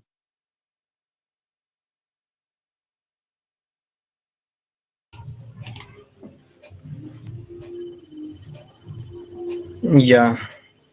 First of all, I would like to thank to the Habib Charitable Trust for inviting me, and a special thanks to Noor sir because he has gave me the path to come in front of all you guys. So thank you so much, Noor sir, for giving me this opportunity, and I am going to share my presentation, which I have prepared for this session specially.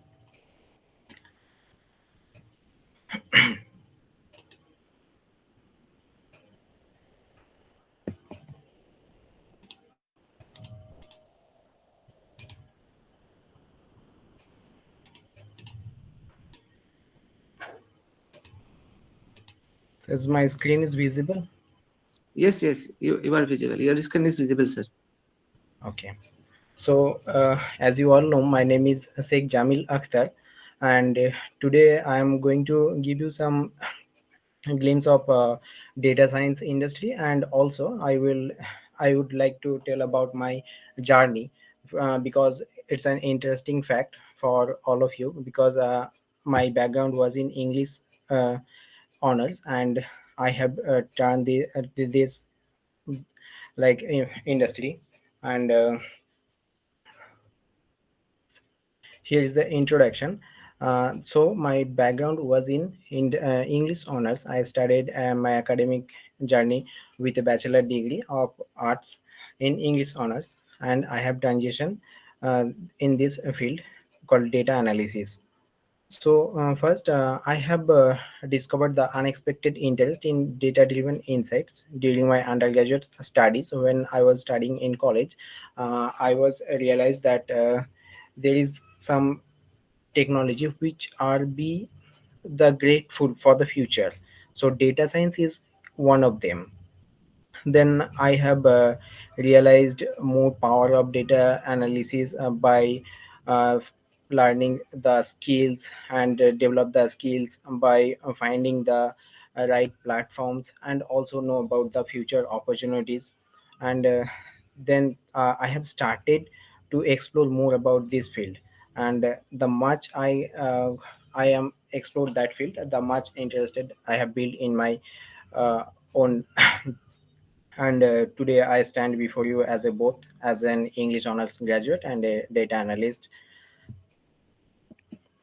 So my journey was challenging and doubtful, obviously, because its initial doubts, the first initial doubt about my aligning my English background with the data analysis, how the industry will allow me, because I am not from the particular background which is needed. So that was the first challenge, and you or you can say the first doubt about this industry. And I embracing these challenges by determining and the learning the skills, combining the skills, and also I will say the my passion was technology. So I from the beginning I wanted to learn something about new technologies, and I find myself right fit for the data analysis field because in the coding part I did not find too much comfortable, but in this data analysis field I found myself as a great candidate. And from this journey I have learned some lessons, like demonstrates the possibilities of transforming one's career, like overcoming my doubt and challenges through dedication prove that unconventional journeys can lead to rewarding careers. Obviously, the unconventional journeys always lead someone's to their rewarding careers.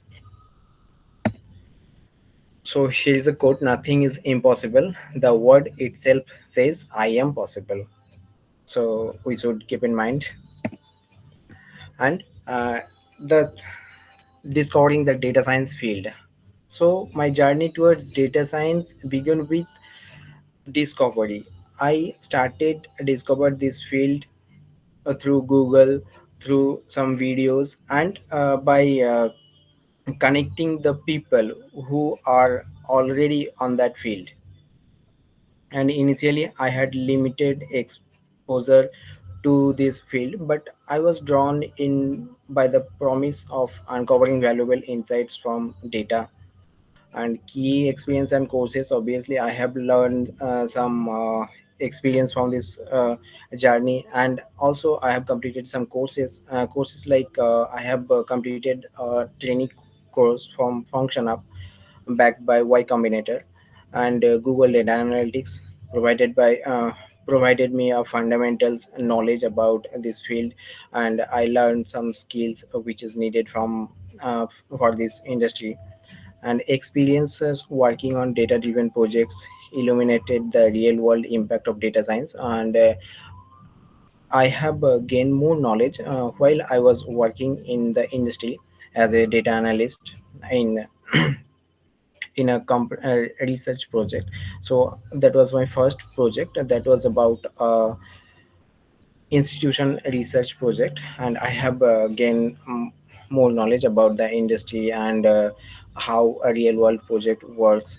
And after that I have started my journey, and now I am working as a data analyst in a USA based company. And there was a gap between my education and my professional uh, career. So how I manage the gap? The journey from English honors to data science required careful navigation. Initially, I acknowledge that disparities in my skill set and knowledge. I actively sought out opportunities for growth and learning to address these gaps. So whenever I get a chance to learn something or to get a chance for grow my career, so I uh, grab that opportunity. And I must say that that opportunity lead me to this field. And additionally, education and training, I have done some training also the to maintain the gap. I pursued a range of educational avenues, like I enrolled some courses, as I told previously. And all apart from this, I have learned some other courses like data science, mathematics, and SQL, which are needed tool for data science. And I have gained some proficiency in some tools like Python, Excel, SQL, and Power BI. Power BI is a visualization tool. And continuously, I engage in learning process, and obviously upscaling myself. So here is some skill set, like which is needed for this industry. First, you must have to be a analytical skills. Analytical skills mean analytical thinkings, and you have to be the abilities of problem solving. So you have to be a problem solver. And now, very important, statistical analysis. If you want to make your career as a data scientist, you have to get a very good knowledge in statistical analysis. And another thing is, this is the key of data science, called data cleaning. Obviously, to start, before starting any analysis, you have to do some data cleaning and data wrangling things with your data. And another thing is data management. You have to know how the data should be managed in a particular format, and how data should be stored in the database. So, and the significance tools, there are some other tools like analytical tools like Excel. We all know about Excel, SQL, Python, and Power BI. Power BI is a business tool for visualization. When you analyze your data perfectly, so you need to visualize them to the clients, or who are not from the technical background. So to a general person who is not from this technical background, or who don't know how this term works. So we have Power BI for understanding. There we can create a dashboard to make them understand how and where you have to work, or where you have to work less. So these tools are the backbone of data science. Let's explore the field more. So the future of data science. So the future of data science is very bright. We can say it's one of the brighter field. Growing demand, advanced key analytics, predictive insights, personalizations. So, and industry, tech and IT industry, healthcare, finance, retail, government. And in one line, we can say every industry need data scientist. So every industry have data. So to manage those data and to extract the meaningful insights from this those data, we need data scientist or a data analyst. So these are some ethical considerations, like privacy protection, fairness, data security, consent, avoiding bias. So these are some technical terms. So this is the main motto: social impact. So what is the social impact of data science?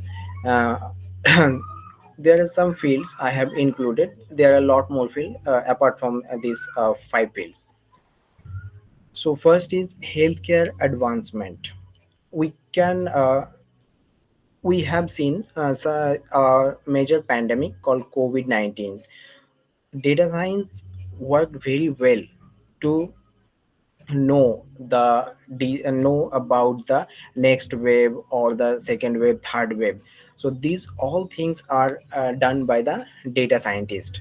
From collecting the data, they predict the future, like from 1 month or after 2 month, next wave is coming or the third wave is coming, this kind of things. And also we have other other impact on healthcare.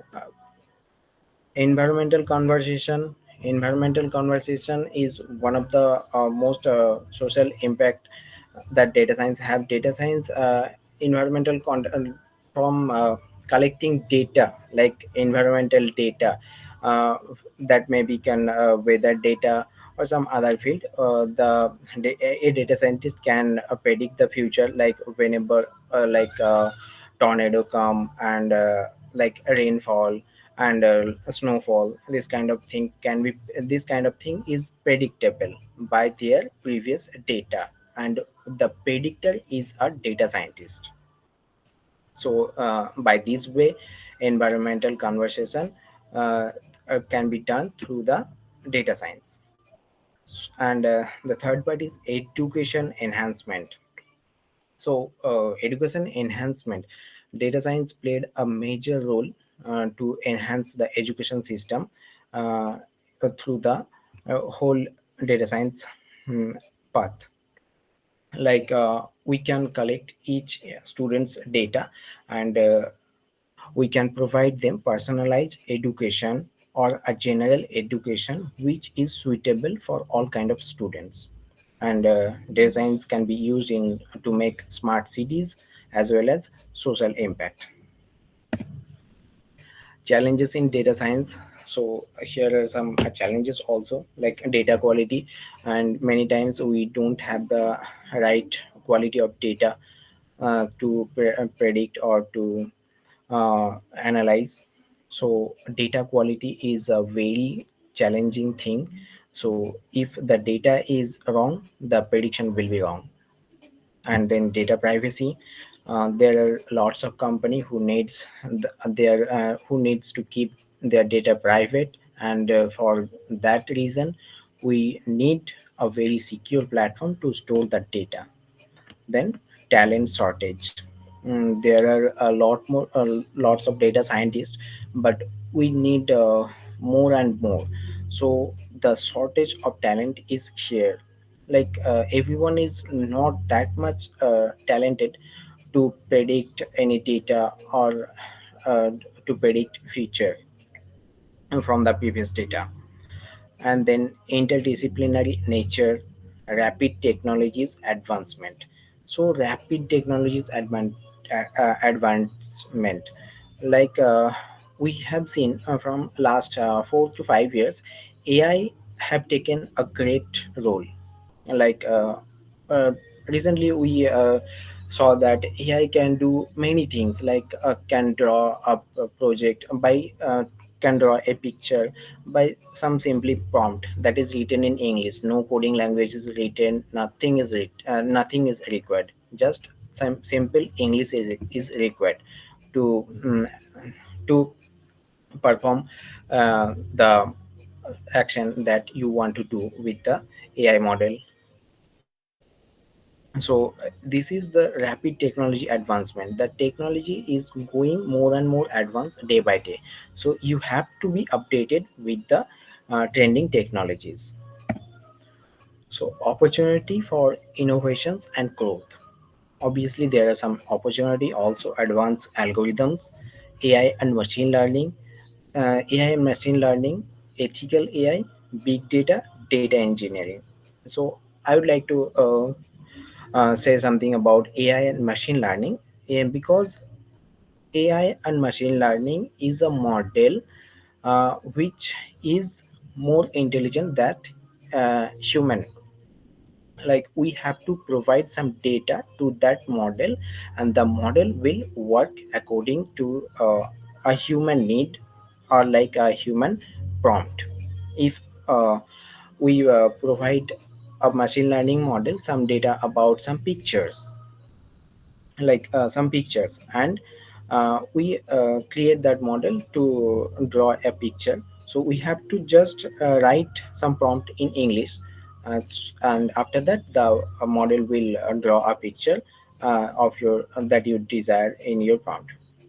So uh, from so to train this machine learning model we need data, and the data should be clean and correct. So the cleaning process and correcting process, the training of this model is all done by the machine data science industry.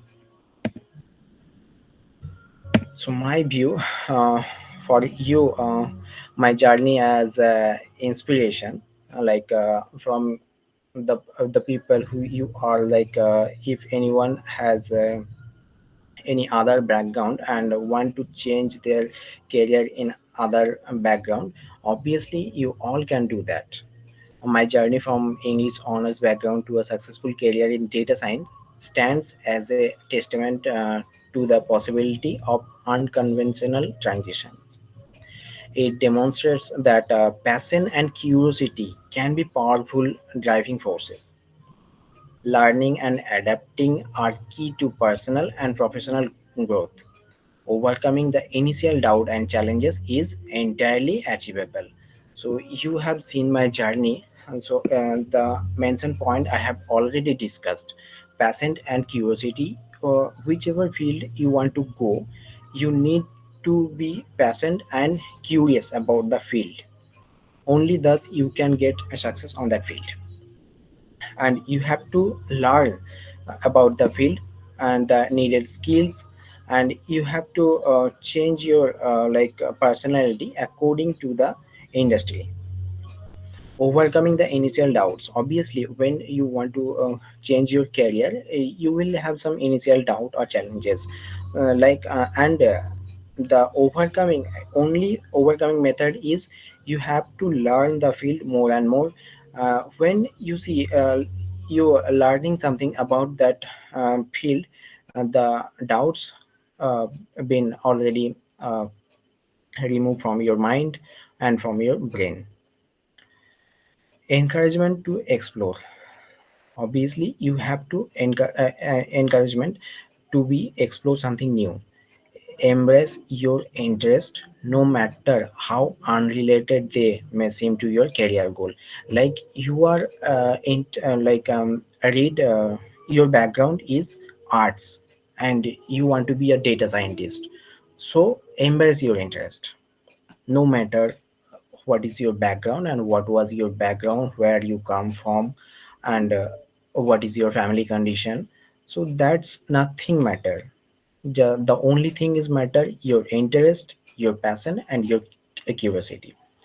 Be open to unexpected opportunities and avenues for learning. Always be open for unexpected opportunities that have come in front of you. Try to grab those opportunity. Obviously, that should be the right opportunity, and that to choose the right opportunity, use your brain. Your brain is enough to choose what is right or what is wrong. Pursue diverse career paths and take a risk when necessary. So whenever it's necessary you have to take a risk to get something great.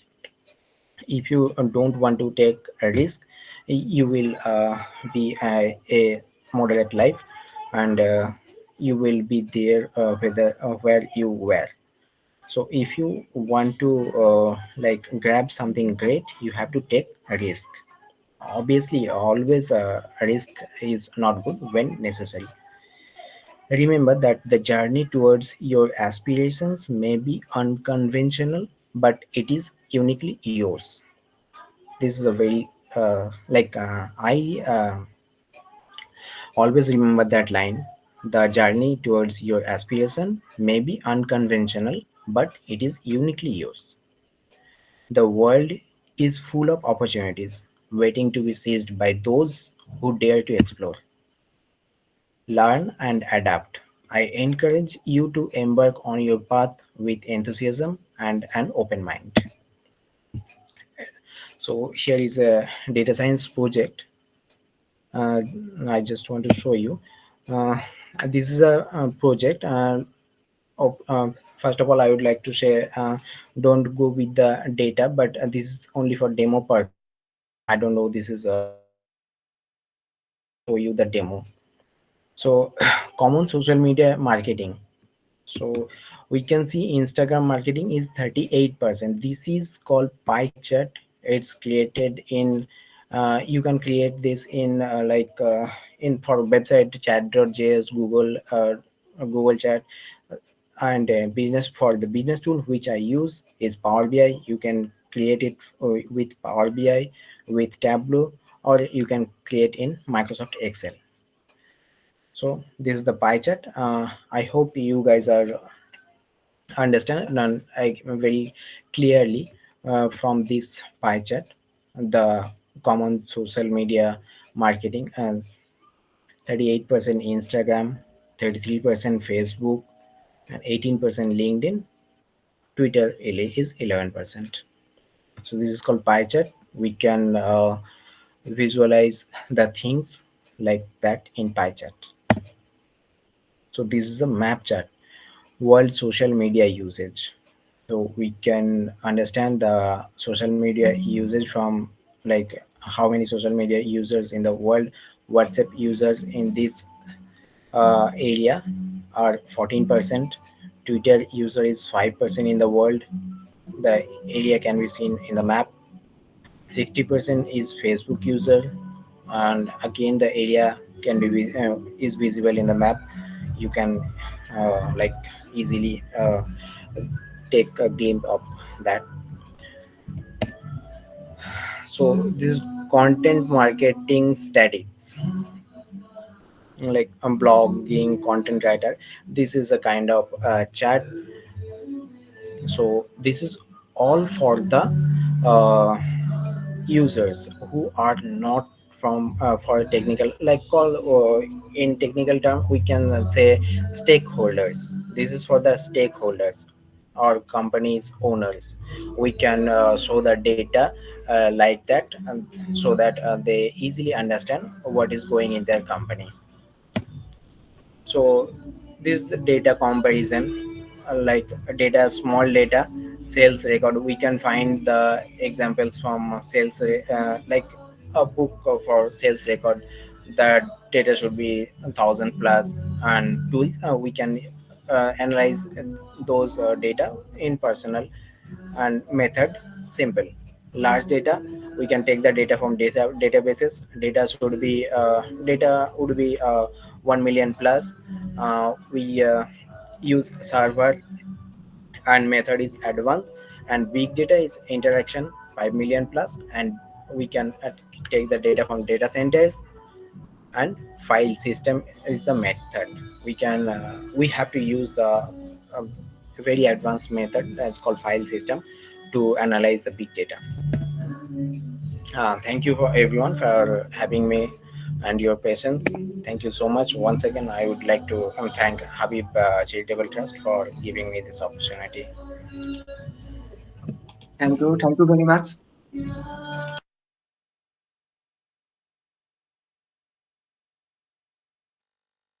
Hello. Yes, sir. Yes, participant, you have any query?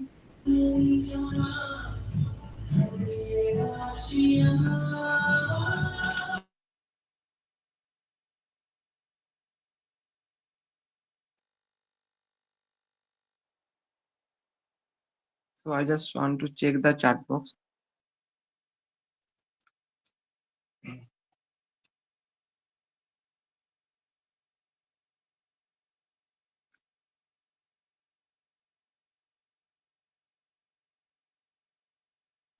So we see goes one question, Ikra meaning.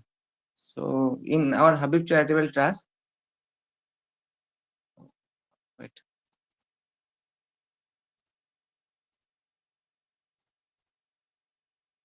Hello. Yes, sir.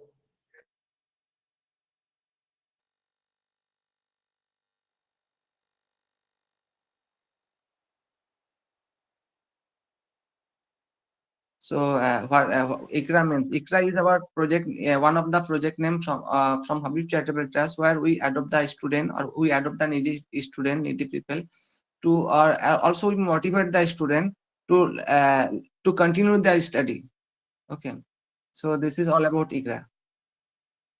So I just want to add something about Jamil Akhtar. So if you allow me to add something, so I want to add something about Jamil Akhtar. So Sure, sure. actually, I meet Jamil Akhtar in train. So I just asked him, just who are you? What are you doing? So he told me everything. So we have three speaker, both they are from mobile application development, everything. So you may have you may think that yes, this is very difficult, this may be very difficult to shift in this line, but in this career option, or choose the career option like mobile development, or iOS developer, or also data science, or anything else. But I just want to say about, as I am an entrepreneur, so I want to include one point that Jamil Akhtar is belong from English honors. Now he is in data science, because because few months before Jamil uncle was died. So Jamil is the one of the Jamil is the only earning member of his family. So he has to shift his he has to continue. Sorry, he has to stop his studying. So he shift to data science. Now he has many projects from USA, Canada, everywhere. Several MNCs are calling him to join the project. So so this is the way, this is the success. So you, the student, you are the learner, you have also the capability. So you have to think that yes, we have the capability, we can do, or we have the capability, we have to do something else. So as an our main motto is to promote the entrepreneurial skill among the student, among the unemployed people, among the people. So we are visiting village to village, from door to door, to do the mission, that we have to do the mission successfully, like Atmanirbhar Bharat, Smart India, or something like that. So we are working on the project. So this is my request to you all, that you have to be a job giver. Okay, so if you are doing if you are working anywhere else, so even if you are working, you have to start your own business. So you can decrease the unemployment scenario. Okay, so this is my main message, to all of the participants. Okay, so any question?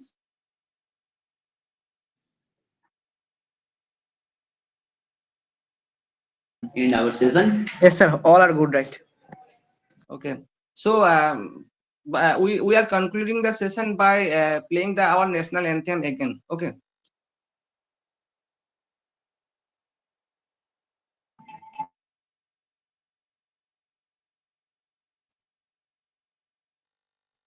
जनगण मन अधिनायक जय हे भारत भाग्य विधाता।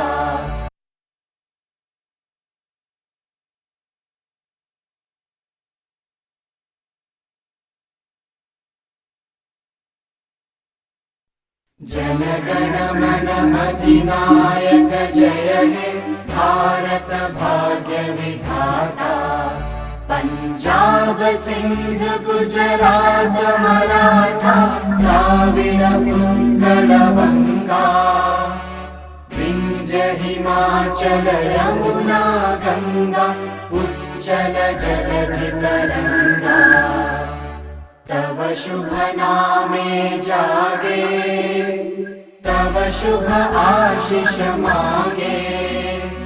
गाहे तव जय गाथा जन गण मंगलदायक जय हे भारत भाग्य विधाता।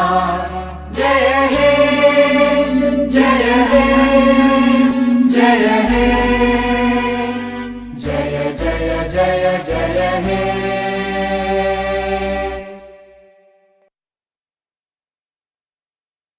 Thank you very much. Yes, sir, you are audible. Thank you very much. After completing the session, this is a we will send a feedback link and also the attendance link. All the participants will fill the feedback and also the attendance link. Okay. Thank you everyone. Thank you the esteemed speaker and also the participant. Thank you very much. Thank you, sir. Thank you so much, sir, for giving this wonderful opportunity. Thank you. Thank you very much.